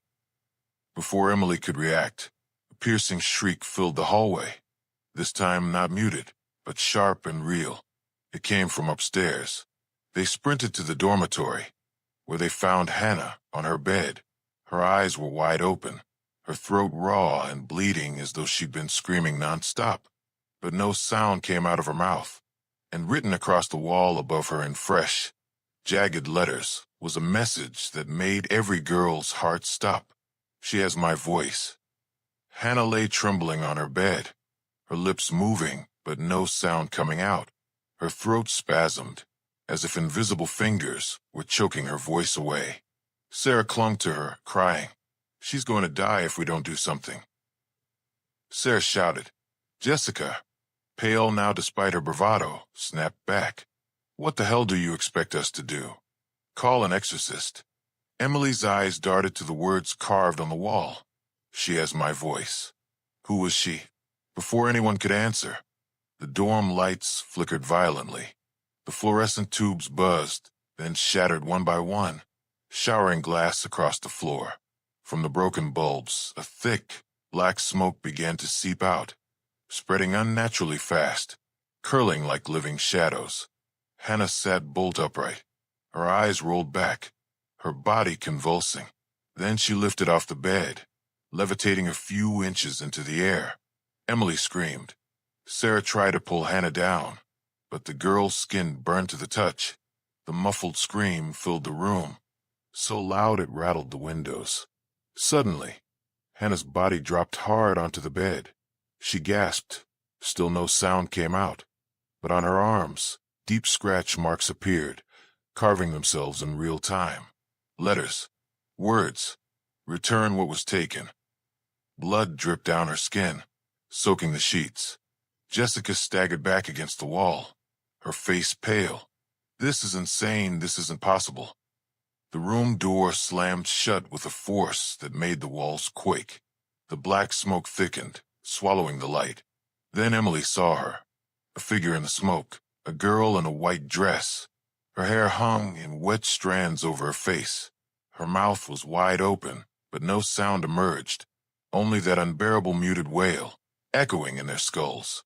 Emily's flashlight beam caught the girl's eyes for a split second. They were sewn shut. The apparition rushed forward, the air cracking with cold. The girls screamed, Jessica, Sarah, and Emily all clutching each other as the ghost passed through them like icy fire.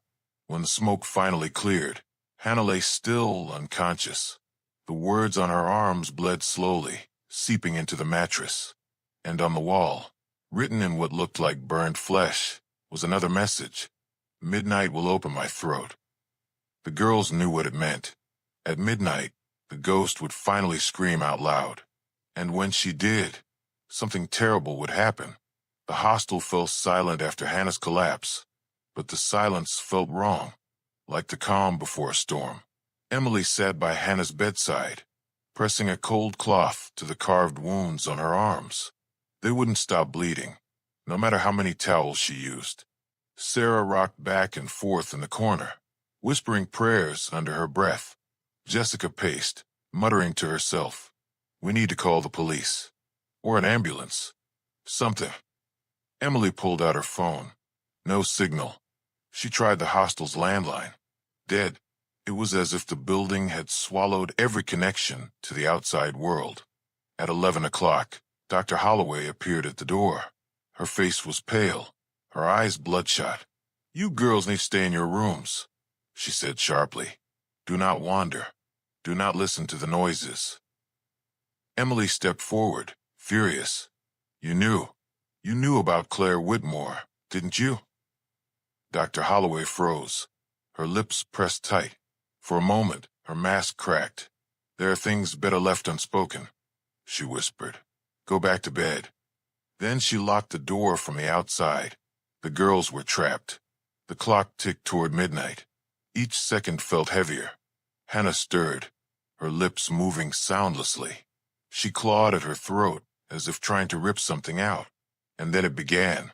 A low vibration shook the walls, like the hum of a giant speaker turned on. The muted scream surged through the building again, louder than ever, rattling windows, shaking the beds. Emily clutched her ears, but it wasn't sound. It was inside her skull, vibrating through her bones. Suddenly, the mirrors in the room cracked, one after another, reflecting twisted images of their faces, mouth stitched, eyes black, throats torn open. Jessica screamed, but her voice was swallowed instantly, like the air devoured it. No echo, no sound, just silence. Then the door burst open. Not Dr. Holloway this time, but the ghost herself. Claire stood in the hallway, her white dress soaked in dark stains. Her mouth opened unnaturally wide, stitches tearing across her lips as black blood spilled down her chin. She raised a trembling hand, pointing at the girls. The message scrawled itself across the ceiling in dripping red letters. "My scream will kill you all."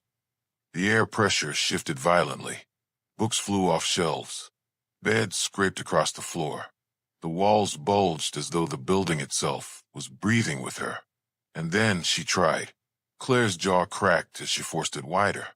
The scream finally ripped out, but instead of sound, it came as a shockwave of silence, smashing into the girls. Glass exploded. Emily was hurled into the wall. Sarah collapsed, bleeding from her nose.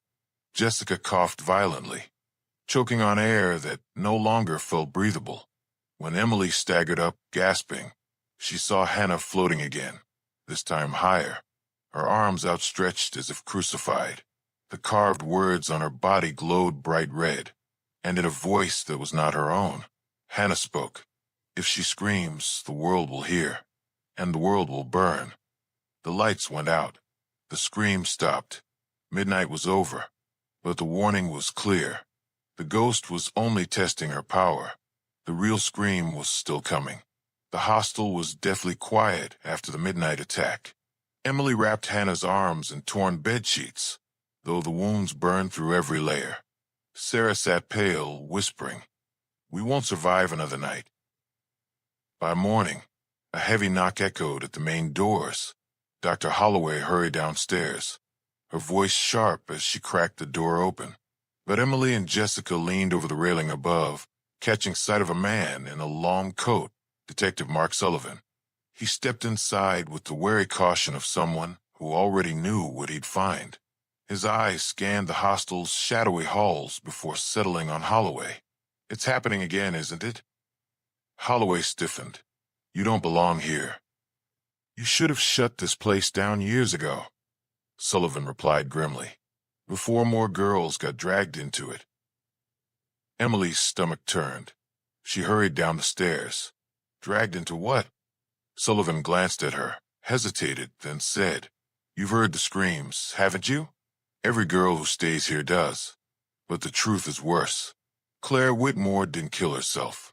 Someone silenced her, cut out her voice, and it never left this building. Sarah, who had crept down behind Emily, let out a choked sob. That's why we can't hear her. Why it's always muffled. Sullivan nodded slowly. The sound was taken, buried, but it doesn't stay buried forever. Jessica crossed her arms, though her hands trembled. And what? You just show up years later? Why now? Sullivan's jaw tightened. Because I was the officer on duty that night. I saw what they did to her. And I let them cover it up. The girls recoiled. Even Holloway's eyes flickered with disgust. Why would you? Emily began, but she stopped as the air shifted. A chill swept through the hall. The chandelier above them began to sway, though no breeze moved.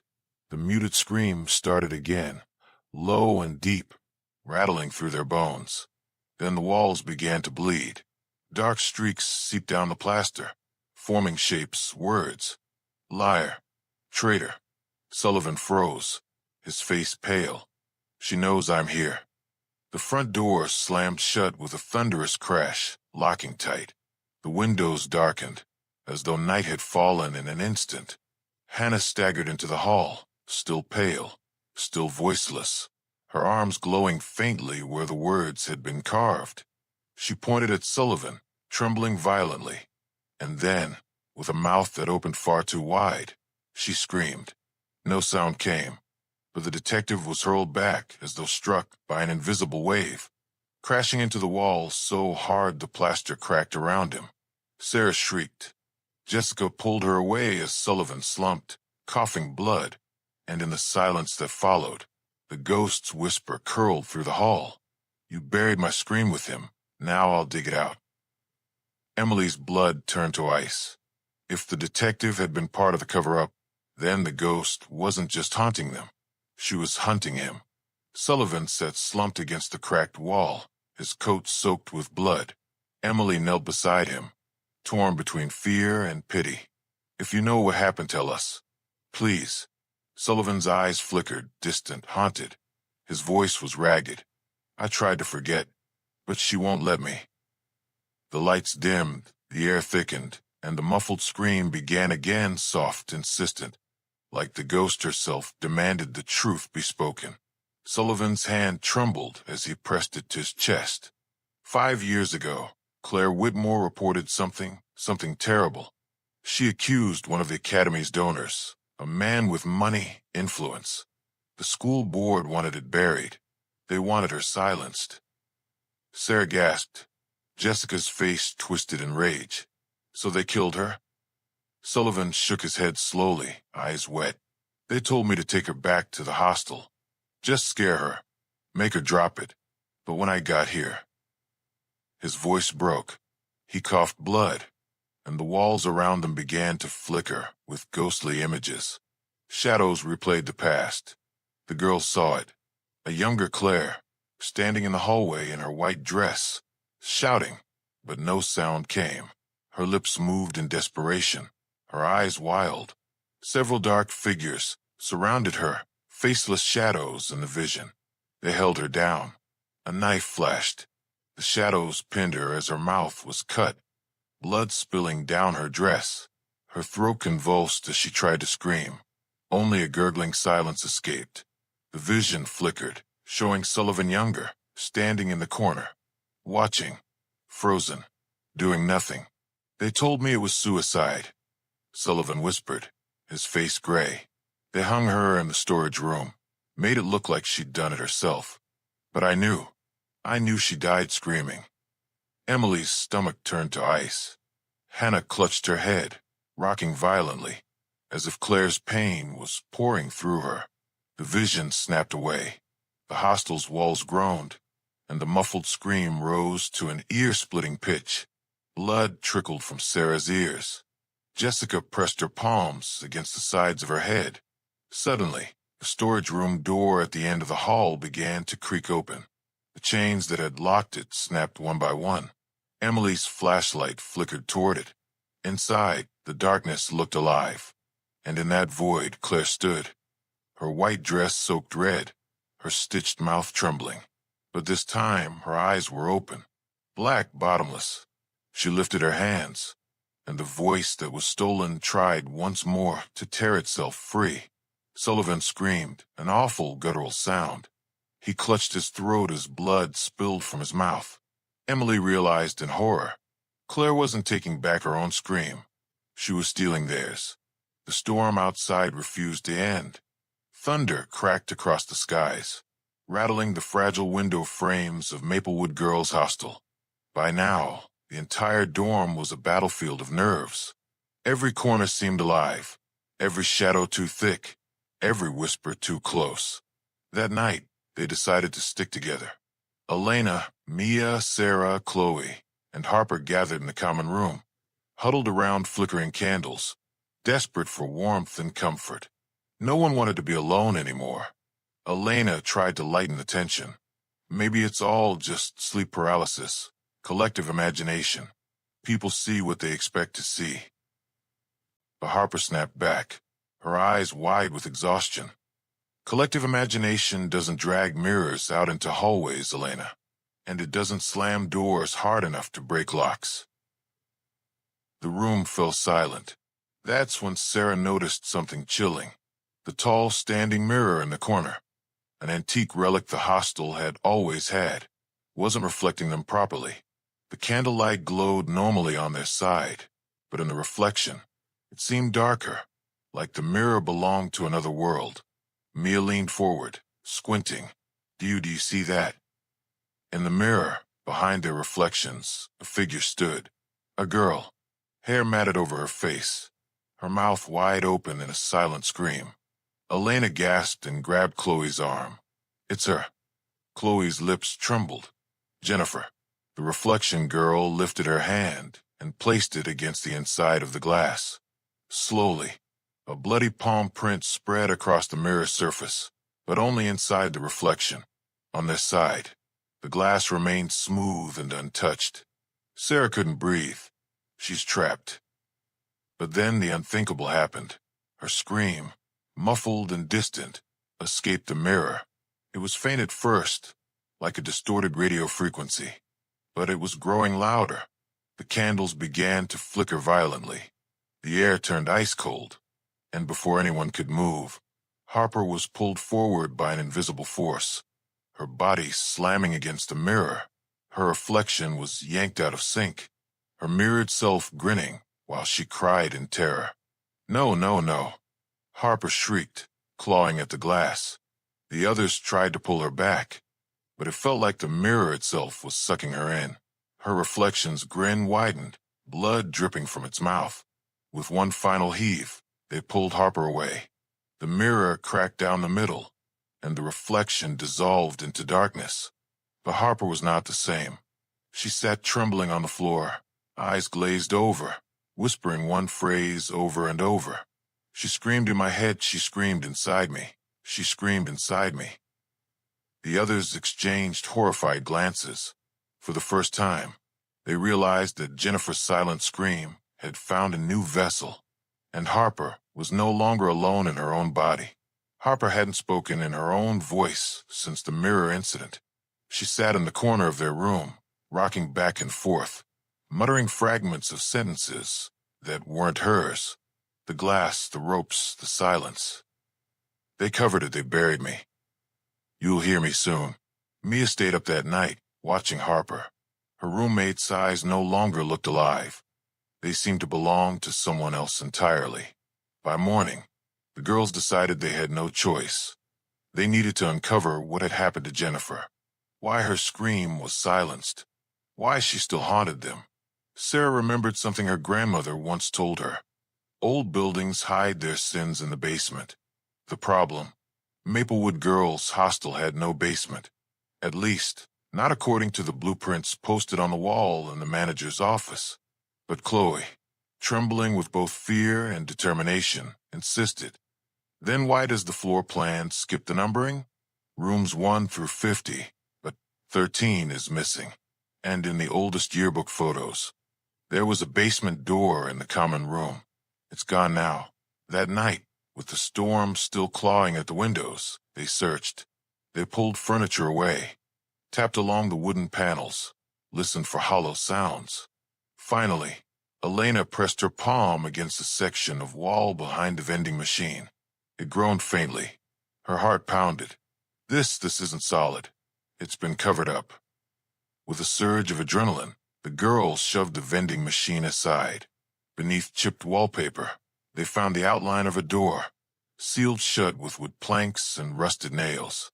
Harper suddenly stood, her movements jerky, puppet-like. She walked toward the sealed door, eyes blank, and whispered, "She's down there." The candles they had lit flickered wildly as the boards rattled by themselves. One nail screeched loose, clattering to the ground. Then another.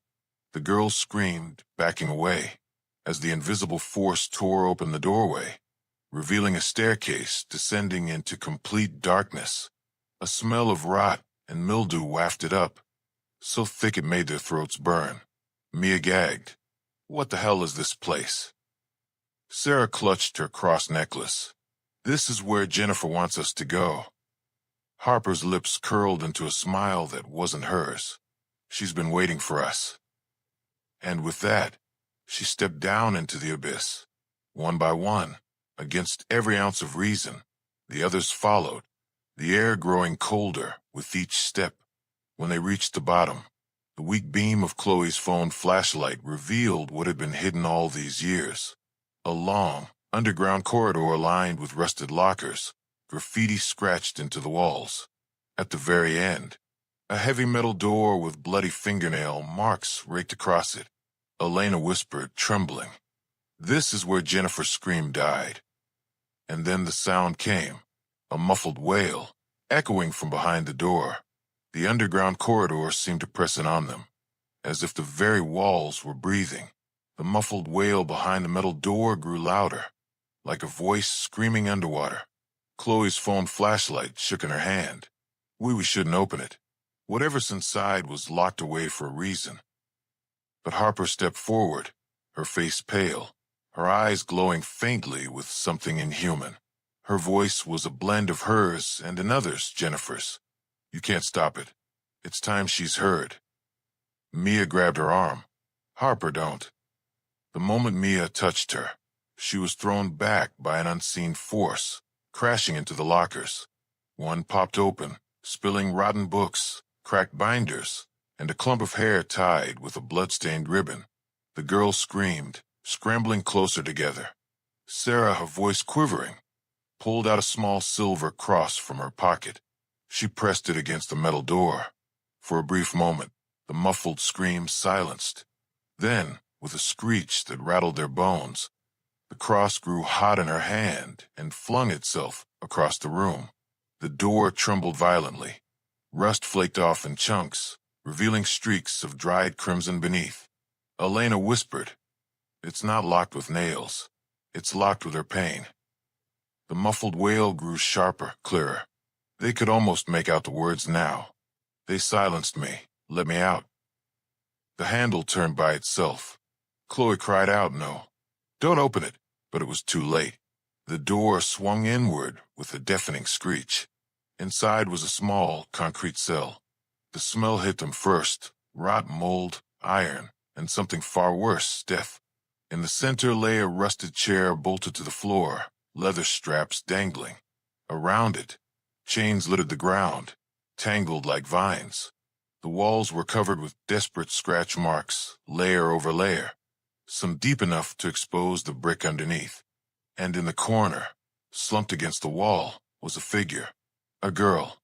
Her skeleton, dressed in the tattered remains of a maplewood uniform, her hair still clinging in matted strands to her skull. Her jaw was wide open, as though frozen mid-scream. Chloe dropped the flashlight, her hands covering her mouth. Oh God, it's her." The skeleton's head suddenly jerked up, its empty sockets turned toward them. And then, for the first time, the scream was no longer muffled. It tore through the basement, through their ears, through their bones, so loud, so sharp, it made the walls crack. The sound carried rage, sorrow, and centuries of silence, breaking free all at once. Mia collapsed to her knees, clutching her ears as blood trickled from them. Elena screamed, though her own voice was drowned by Jennifer's. Harper, however, stood perfectly still, her lips parted, and the scream poured out of her mouth too, her body trembling violently. Jennifer had found her vessel, and the hostel would never know silence again. The scream did not stop. It surged through the underground corridor like a living wave, rattling the air vents and shaking the pipes. The floor above them creaked violently, as though the hostel itself was groaning in agony. Back in the dorms, other girls woke in terror. Doors burst open, glass shattered, and light bulbs exploded in showers of sparks. Everyone heard it, the scream that had been trapped for years now echoing freely, clawing into their minds. In the basement, the group tried to run, but every step felt heavy, as though the sound itself pressed against their bones. Mia clutched her head. "It's inside my skull. It won't stop." Chloe stumbled, her flashlight beam darting across the walls. In its glow, they saw faces forming in the scratches, hundreds of screaming mouths etched into the stone, all moving, all alive. Sarah dropped to her knees, clutching her cross. "God, please." But prayer was swallowed by the roar. Above them, the girls from other rooms screamed as well. Some tore at their ears, blood running down their necks. Others slammed their heads against the walls, desperate to silence the sound inside. One girl hurled herself out of her window, her body crashing onto the wet pavement outside. Another ran blindly into the hall, her eyes glazed over, and disappeared into the shadows, never to be seen again. The hostel was unraveling. Back in the basement, Harper staggered forward, her eyes rolled white, veins bulging across her neck. The scream flowed through her mouth, louder than the skeleton's. Jennifer's voice fused with hers. "They silenced me. Now the world will hear." The skeleton rose from its corner, not by movement, but by force, bones clattering, limbs jerking unnaturally until it stood upright. Its jaw hung open, a void of endless sound. Elena cried out, "We have to stop it, before it kills everyone." But how? No one could move without collapsing. Every second felt like drowning in noise. The scream wasn't just sound anymore, it was a force, breaking minds, cracking glass, splintering wood. Suddenly, the metal door behind them slammed shut. The corridor sealed, trapping them with the skeleton and Harper's possessed form. Mia screamed over the deafening wail, "We're not going to survive this." And in that moment, the flickering flashlight revealed something new. Etched into the floor beneath the chair was a sigil, a circle of symbols scorched into the concrete. Elena's eyes widened. That's what bound her here. This is the key. But as they crawled toward it, the skeleton's hand snapped up, pointing at them with a bony finger. The scream doubled in volume, and the walls of the basement began to bleed. The basement shook as if the earth itself wanted to collapse.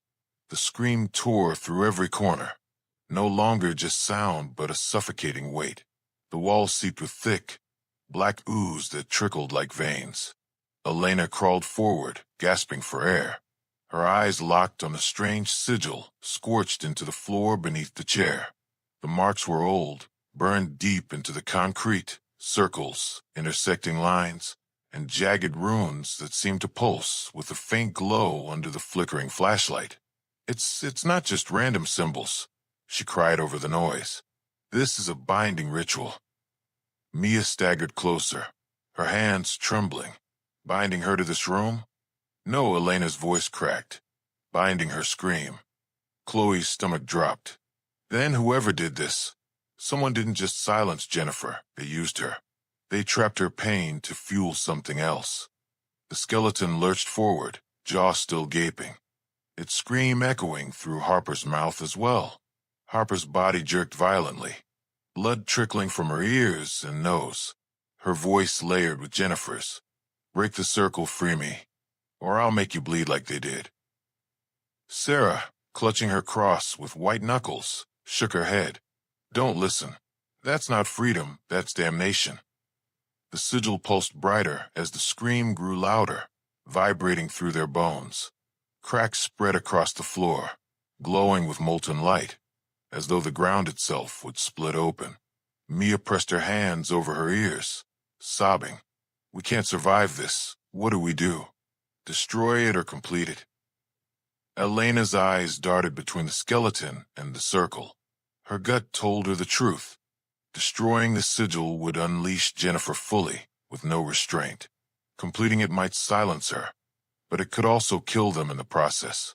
The skeleton stepped closer, its bony feet scraping against the concrete. The walls bled faster. The scream was no longer just a sound. It was inside their veins.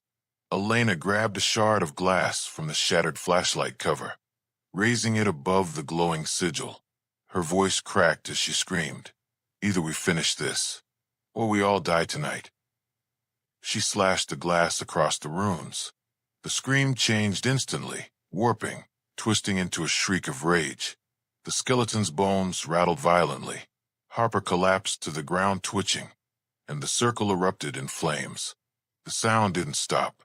It grew sharper, deeper, splitting into multiple screams, each voice overlapping like a choir of the damned. The girls realized too late. Jennifer was not the only one bound here. The flames from the shattered sigil spread like veins across the concrete floor, crawling up the walls and licking the ceiling. The scream fractured into hundreds of voices, overlapping, crying, moaning, shrieking. Each one distinct yet fused into an unbearable chorus. The girls clamped their hands over their ears, but it didn't matter.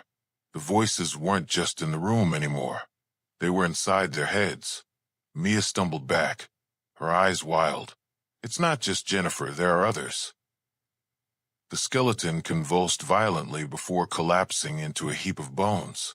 From the cracks in the floor, black, shadowy figures began to rise, some crawling on all fours, some twisted with broken limbs, some faceless, but all screaming without pause. Sarah's voice cracked, barely audible over the cacophony. God help us, this was never just about her.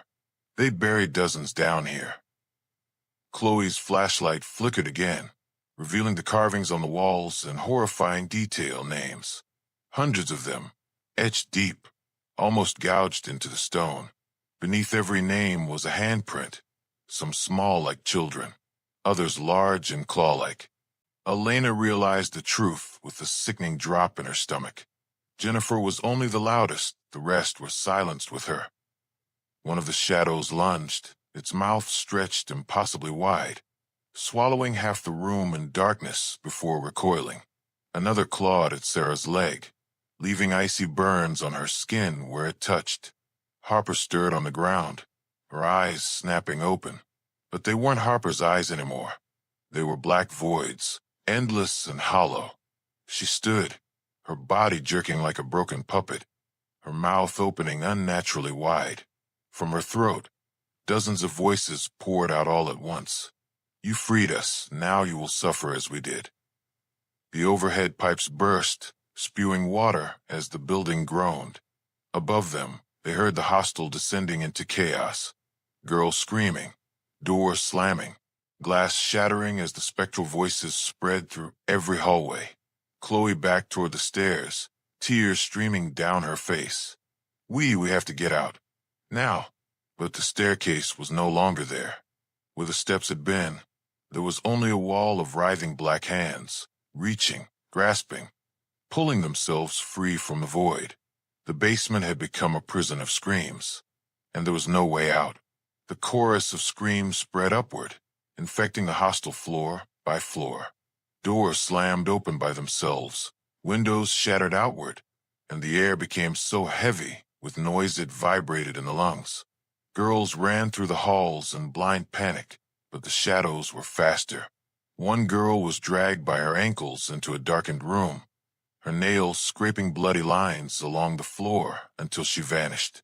Another smashed her fists against the locked front door, screaming for help, until her jaw snapped unnaturally wide and a scream not her own poured from her throat. Outside, Thunder rolled, lightning flashed, but the hostel looked almost calm from the street. Its screams muffled as though the walls themselves swallowed the sound. Back in the basement, Elena, Chloe, Mia, and Sarah huddled together, shaking as the shadows prowled closer. Harper stood among them, but she wasn't Harper anymore. Her face was slack, her body jerking like a marionette. Her mouth opened wider and wider, unhinging until it looked inhuman, and from within came the endless voices of the dead. Elena gritted her teeth, clutching the shard of glass, still slick with blood from the sigil. We have to cut her off. If she's their vessel, then stopping her stops them. Chloe stared in horror. You mean kill her? She's already gone, Sarah said, tears streaking down her face. That's not Harper anymore. Mia shook her head violently. No, there has to be another way. Jennifer wasn't evil. She was silenced, trapped. If we destroy her now, we'll be just like the ones who did this to her.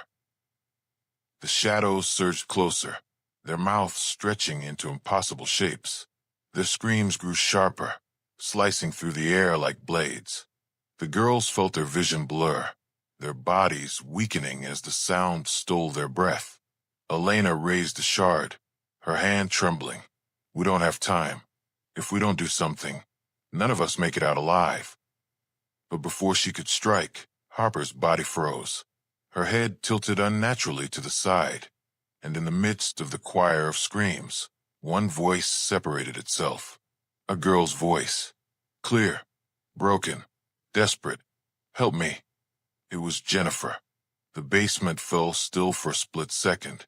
The shadows froze, their mouths hanging open in silence, waiting. Mia whispered through tears. She doesn't want revenge, she wants release. For the first time, they realized they weren't trapped in a war against Jennifer. They were trapped in her prison. And if they didn't find a way to release her spirit, the voices of all the others would consume the hostel and them along with it. The basement trembled as Jennifer's lone voice separated from the storm of screams. The air thinned, the walls ceased bleeding, and the shadows froze mid-lunge, their heads tilted as if waiting for the girl's next move. Then it happened. A blast of icy air surged through the chamber, and the girls collapsed, their vision flooding with blinding white. When their eyes adjusted, they were no longer in the basement. They stood in the hostel's common room, but it looked different, older. The wallpaper was new, the furniture unbroken, the air free of rot. A group of girls in Maplewood uniforms laughed on the couches, studying and gossiping. Chloe whispered, This isn't real. It's the past. Among the group sat Jennifer. She was alive, her long hair neatly brushed, her face kind but quiet. Her laugh was soft, but it carried warmth. The girls watched her, tears stinging their eyes, knowing the horror that awaited her. The vision shifted. Nighttime. Jennifer walked alone down the hall, clutching a notebook. Behind her, 3 older girls appeared, their faces cruel. One of them snatched the book from her hands. Why don't you ever speak up, Jennifer? What are you hiding? One sneered. Jennifer shook her head, her lips trembling. Please, just give it back. But the bullies laughed, shoving her into the wall. You don't get to ask for anything. You're nothing here. The scene distorted, time skipped. The girls dragged her down into the basement, still unfinished then, filled with construction tools and dust. They tied her to the chair, their giggles echoing cruelly. Sarah's stomach churned. Oh my God, they did this to her. Jennifer begged them to stop, her voice breaking with sobs. But their laughter grew darker, their games more violent. One gagged her with cloth. Another tightened the straps until her wrists bled. Then came the sound, an adult's footsteps. The hostel matron appeared in the doorway, a stern, cold woman. For a moment, relief flashed in Jennifer's eyes. But the matron only frowned. You girls go back upstairs. Now, the bullies fled, leaving Jennifer bound and gagged. She tried to scream, tried to plead through the cloth. But the matron stepped closer, her eyes filled with disdain. You've caused me enough trouble, Jennifer. always whining, always crying. No one wants to hear your voice. The matron pulled a small knife from her pocket. With horrifying precision, she pressed it against Jennifer's throat, not deep enough to kill, but enough to leave a mark. Jennifer's muffled screams echoed against the walls. Then the matron began carving the symbols into the floor, chanting under her breath. Elena gasped. The matron, she bound Jennifer's scream herself. Mia's tears spilled down her cheeks. She wasn't just ignored, she was sacrificed. The vision twisted violently. Jennifer's final moments replayed in jagged fragments, her struggles, her tears, the muffled cries that would never be heard. Finally, the matron pulled the gag tighter, silencing her forever. Jennifer's wide, terrified eyes were the last thing they saw before the vision shattered. The girls were back in the basement. Harper's body still twitched, her mouth wide, but now Jennifer's voice spoke clearly through her lips. She silenced me. Find her name. End it, or I'll scream forever. The shadows stirred again, restless, waiting. Elena whispered, her voice hoarse with rage. The matron wasn't just cruel. She cursed her, and we have to undo it. The basement felt heavier now. The walls closed in as the shadows stirred, crawling along the cracks like black smoke waiting to erupt. Harper's body was the center of it all, her lips moving, Jennifer's voice spilling through in that broken, echoing tone. Find her name. Only then can I rest. The girls huddled together, breathless, trembling, their ears still ringing from the screams. Chloe's voice was sharp with panic. How are we supposed to find her name? We don't even know if records exist. Elena, eyes narrowed with fury, shook her head. A woman like her, she would have kept herself immortalized. Plaques, photographs, documents. We just have to look. Sarah's trembling hand clutched her cross tighter. But the hostel's archives are in the East Wing, the old office. She swallowed hard. And it's the most haunted part of the building. Even staff don't go in there anymore. The girls had no choice. The moment they turned toward the stairs, the shadows hissed, filling the basement with a low growl that felt like 100 voices, warning them not to leave. The wall of black hands writhed where the staircase had been. Elena grabbed a shard of glass she still held and slashed at one of the reaching hands. To their shock, it recoiled, leaving behind a mark that glowed faintly red. It hurts them, she whispered. We can get through. Together, screaming and pushing forward, they fought their way past the writhing wall of hands. Each step up the staircase felt like running through thick tar, but they burst into the corridor above, gasping for air. The hostel was unrecognizable. The halls were filled with shadows dragging girls into rooms. Blood smeared the walls and frantic handprints. Every door slammed, reopened, then slammed again as if the building itself were alive. Mia clutched Elena's arm. If we split up, we'll die. We stay together. They ran toward the East Wing, dodging shadows that lunged at them from broken doorways. Their breaths came ragged, the sound of screams echoing all around. At last, they pushed open the door to the old office. Inside, dust choked the air. Cabinets sat rusted, their drawers sealed with decades of grime. A single portrait hung on the wall, cloaked in shadow. The moment Chloe's flashlight landed on it, her stomach dropped. A woman's face stared back. Stern, sharp features, lips pressed in disapproval, eyes so cold they seemed alive even in paint. The matron, beneath the frame, a tarnished brass plaque glimmered. The name was almost illegible under dust and corrosion. Elena reached forward, wiping it clean with her sleeve. They all leaned in. The name burned in their minds like a brand. Matron Eleanor Grieve. The room shook violently, the portrait's glass cracking. Harper's voice echoed from the hall, filled with Jennifer's rage and grief. Say it. Speak her name. End her silence. But as they turned, the door slammed shut behind them, and in the cracked glass of the portrait, Matron Eleanor Grieve's eyes moved. The portrait shuddered violently, the glass cracking further until it shattered with a piercing scream. Shards scattered across the dusty floor, glittering like tiny mirrors. From within the broken frame, a figure began to peel itself out, as though stepping through a doorway of glass. The girls froze. Matron Eleanor Grieve emerged, her body tall and skeletal, her uniform still neat but soaked in phantom blood. Her eyes burned with a cruel, unnatural light, and her voice was jagged like rusted metal scraping against stone. "You dare speak my name?" she hissed, her words vibrating through the walls. "You think you can drag me back into memory? I built this place with silence, and silence it shall remain." Chloe staggered back, nearly tripping over a broken drawer. "She's real, she's real." Elena gritted her teeth, standing her ground. "No, she's not real. She's a monster who lived off silence and pain. That ends tonight." The matron's skeletal fingers extended unnaturally long, clawing the air as she advanced. The room grew colder, their breaths visible, their hearts pounding. Sarah raised her cross, her hand shaking violently. "In the name of God." The matron's hand shot out, slapping the cross away, the wood snapping as if it were brittle. Sarah was thrown across the room, crashing into the cabinets. Harper's body convulsed in the corner, Jennifer's spirit still clawing to speak through her. She choked out a single word, her voice echoing like a thunderclap through Harper's throat. "Name."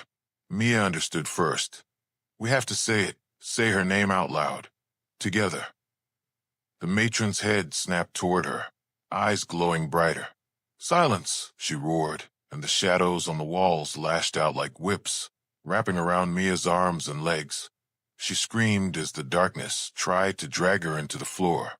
Elena grabbed Mia's hand, refusing to let go. "Say it now," she yelled. The girls' voices trembled at first, then grew stronger. "Eleanor Grieve." The matron shrieked, her body shaking as cracks spread across her ghostly form like shattered porcelain. "Louder," Chloe screamed. Together, they shouted, their voices breaking through the suffocating silence. "Eleanor Grieve." The matron staggered, her scream splitting the air like an earthquake. The shadows writhed, pulling back from the girls, shriveling against the sound of her name. But as her body fractured, her face twisted into something even more horrifying. Half-rotted flesh, her once perfect uniform turning into a tattered shroud. She wasn't gone yet. "If I burn, you burn with me," she howled. The office doors blew open, unleashing a storm of shadows. The entire East Wing groaned as if the building itself would collapse. And then Jennifer's voice, stronger than ever, tore through Harper's body. "Don't stop. Keep saying her name. Bury her with it." The girls braced themselves, their voices rising against the storm. The air split open with a scream, so loud it rattled the bones in their chests. The matron's form loomed, stretching taller, her arms elongating until her fingers dragged across the walls, leaving black scorch marks. The entire building groaned like it was alive, the ceiling cracking above them, dust falling like ash. Elena gripped Mia's hand tighter. "Don't stop. Keep saying it." Together, the four of them screamed through the storm of shadows. "Eleanor Grieve. Eleanor Grieve." Every time her name echoed, the matron's figure cracked further, chunks of her ghostly form exploding into the air like shattered glass. The shadows writhed in agony, shrieking as they pulled back into the walls. But Eleanor fought harder. She thrust her hands forward, and the walls of the office twisted violently, filing cabinets slamming shut, shelves snapping in two. Chloe was nearly crushed when a bookcase collapsed, but she rolled away at the last second, scraping her arm bloody on the shards of glass. Sarah staggered to her feet, clutching what remained of her broken cross. Her voice wavered but didn't break. "Eleanor Grieve, you don't own this place anymore." The matron's head snapped toward her. With an inhuman shriek, she launched forward, her claws aimed straight for Sarah's chest. But before she could strike, Harper, still possessed by Jennifer's spirit, threw herself in the matron's path. The collision shook the room, and Harper's scream mingled with Jennifer's. "Leave them alone." The matron reeled back, her form flickering like a dying flame. For the first time, she looked afraid. The walls cracked deeper, chunks of plaster crashing to the ground. Pipes burst, spraying icy water, mixing with the blood that streaked across the floor. The whole hostel shook violently, as if resisting the matron's grip. Mia shouted over the chaos. "She's weakening. We're almost there." The girl screamed her name louder, the sound rising above the thunder, above the screams, above the destruction tearing through the building. "Eleanor Grieve! Eleanor Grieve!" The matron clutched her head, stumbling backward, her once commanding figure collapsing in on itself. Her voice was no longer a roar but a broken whisper. "Silence, silence." Her body split apart, fragments of shadow exploding outward before evaporating into smoke. The glass from the portrait shattered fully, the frame bursting into splinters. And then she was gone. The silence that followed was suffocating. The walls stopped shaking. The shadows withdrew. The only sound left was the ragged breathing of the girls, their throats raw from screaming. But then, Harper collapsed, her body limp, blood trickling from her mouth.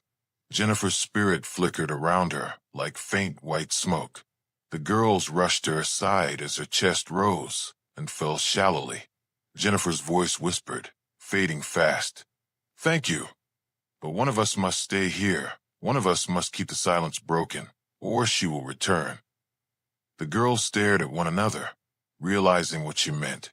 Someone would have to bind themselves to Maplewood forever, to make sure Eleanor never regained her power. The hostel may have survived the night, but not all of them could leave. The basement was filled with the stink of smoke, wet plaster, and blood. The walls dripped as if the building itself was bleeding. Harper lay pale on the floor, her eyes fluttering open only for a second before closing again. Jennifer's fading spirit hovered near her chest, weak but still present. Elena pressed her hand over Harper's heart. "Stay with us, please." But Jennifer's voice slipped through Harper's lips, whispering like a final breath. "One must stay. The silence must never return. Choose, or I choose for you." The girls froze, their bodies trembling. Mia's voice cracked. "That's not fair. We didn't ask for this. We didn't start this." "Neither did I," Jennifer said through Harper, her words trembling with sorrow. "But if Eleanor's silence isn't chained, she will crawl back. I can't hold her forever. One of you must." The floor above them groaned, beams splitting. Dust rained from the ceiling as the hostel began to collapse in on itself. They didn't have long. Sarah's face was pale, but her eyes were steady. "It should be me." Elena's head snapped toward her. "No, don't say that." "I've carried this cross for years," Sarah whispered. "Maybe it's why I was meant to be here tonight, to keep the silence broken." Chloe shook her head violently, tears streaming down her face. "No, Sarah, you're not dying here. We all leave, or none of us do." Jennifer's voice grew weaker. "If no one chooses, Eleanor will rise again, and she will take all of you." The girls' hearts pounded, fear mixing with the crushing weight of the decision. The building shook harder, chunks of ceiling crashing down around them. Then Harper stirred, her hand twitching against Elena's. Her voice was faint, but her eyes opened just enough to meet theirs. "Let be me." "No," Elena sobbed. "Not you. You've been fighting so hard." Harper smiled weakly. "Maybe that's why. Jennifer chose me for a reason. If I stay, maybe she can finally rest too." Jennifer's spirit flickered brighter for a moment, almost in agreement. The two of them, Harper and Jennifer, seemed to overlap, their faces becoming one. Mia clung to Harper's hand, her tears falling onto her friend's skin. "Please don't leave us. Please." But Harper only whispered, "Better one voice lost than all of ours silenced forever." With her last strength, She pressed Elena's hand over the shard of glass that still bore Jennifer's blood. Then she dragged it across her palm, sealing her own blood with it. A blinding light burst from Harper's body, filling the basement. Jennifer's scream finally came free, not silent, not muted, but full and clear, echoing through the halls of Maplewood Hostel. The girls covered their ears, crying, screaming, but Harper didn't stop. She screamed until her body stilled, until Jennifer's ghost dissolved into her, until the matron's shadow was burned out of the walls. And then the hostel went quiet, too quiet. Elena, Mia, Sarah, and Chloe stumbled out of the basement, coughing, their throats raw. The building continued to collapse, fire licking up from broken wires, windows blowing outward. They sprinted through the halls, the floorboards breaking under their feet. When they reached the main doors, they turned back, just once. Through the smoke, through the fire, through the cracking walls, they heard Harper scream again. Only this time, it wasn't silent. It was the scream of someone keeping the silence broken. And then the door slammed behind them. The girls collapsed outside on the wet grass, gasping for air as Maplewood Hostel caved in on itself. Flames consuming the windows, the roof falling inward. The storm broke overhead, rain hissing against the fire. Maplewood Hostel was gone, but Harper's scream still lingered in the night air, echoing like a warning. The morning sun rose over Maplewood, but it brought no warmth. The once proud hostel was reduced to blackened rubble, smoke still curling into the pale sky. Fire trucks and police swarmed the site, but there was little left to save, just ash, stone, and whispers of a place that should never have existed. Elena, Mia, Sarah, and Chloe sat wrapped in blankets on the curb, their faces pale, their bodies trembling. They hadn't spoken much since escaping.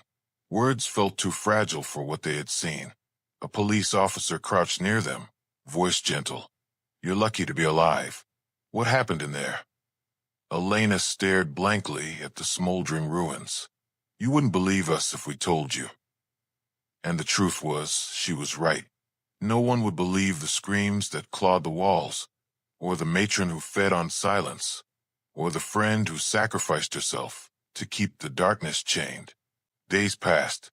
News outlets spun the story into something simpler. Faulty wiring, fire destroys historic girls' hostel. Locals whispered about the curse of Maplewood, but most dismissed it as just another old ghost story. But the survivors knew better. Mia woke screaming at night, convinced she heard Harper's voice calling through the walls. Sarah returned to her church, but her prayers felt heavier, tainted by the knowledge that faith alone couldn't fight the darkness. Chloe refused to go near dorms or hostels, moving back home, unable to trust any locked door. Elena, however, stayed close to the ruins, unable to let go, her guilt festering like a wound. One evening, weeks later, Elena returned to the collapsed foundation of Maplewood. She stood at the edge of the ruins, the air cold and still. She whispered softly, "Harper, are you still here?" For a long time, there was nothing, just the distant hum of cicadas and the crackle of ash beneath her shoes. Then, just faintly, so faintly she almost thought it was her imagination, she heard it, a scream. Not the scream of terror, not the scream of the matron's cruelty. It was Harper's scream, strong, defiant. Elena's eyes filled with tears. Harper had kept her promise. The silence was broken, but as Elena turned to leave, her blood ran cold. Across the street, a young girl stood watching the ruins. She wore an old-fashioned Maplewood uniform, her hair neatly braided, her face pale. She didn't move. She didn't blink. And though her lips never opened, Elena heard her. A scream, muted, trapped behind glass. The silence was not gone. It was waiting. Epilogue. The silent screams of the girls' hostel became more than just a story whispered among students and townsfolk. It became a curse that lingered long after the flames died. For every scream that broke free, there was another voice trapped, waiting for its turn, and some silences, once broken, never truly end. This story is about the ghost camp at Midnight Lake. The fictional Midnight Lake, set deep in the Appalachian Mountains, USA, surrounded by jagged cliffs and black pines. A forgotten hiking trail leads there, known only to locals who avoid it. Nearby lies the village of Ashwick Hollow, a place that looks stuck in time. Wooden houses, crooked fences, and villagers who whisper warnings. The main characters are of the story. Arinder Vane, a quiet literature student, obsessed with folklore and myths. Kalen Dross, the bold one, always challenging superstition and seeking thrills. Mira Solane, the empathetic soul, sensitive to energy and atmospheres. Tovik Renner, a jokester, never takes anything seriously until it's too late. Salora Minth, an art student, constantly sketching what she sees. Draven Korik, the skeptic, analytical, studies physics and scoffs at ghost stories. Isolde Fair, a music major, quiet but with a haunting voice, often humming at night. The story begins in the late afternoon. The 7 friends are crammed into 2 dusty jeeps, winding up an old mountain road. The sun dips lower, shadows crawling across the cliffs. When they reach Ashwick Hollow, they stop at a creaky gas station. The old attendant with milky white eyes refuses to fill their tank until they answer one question. "You kids, you ain't going up to the lake, are ya?" Irinder, curious, asks why. The man spits tobacco into a rusted can, his voice dropping. At midnight, the lake remembers the dead, and it don't let go of the living. The group laughs, brushing it off as mountain superstition. Tovik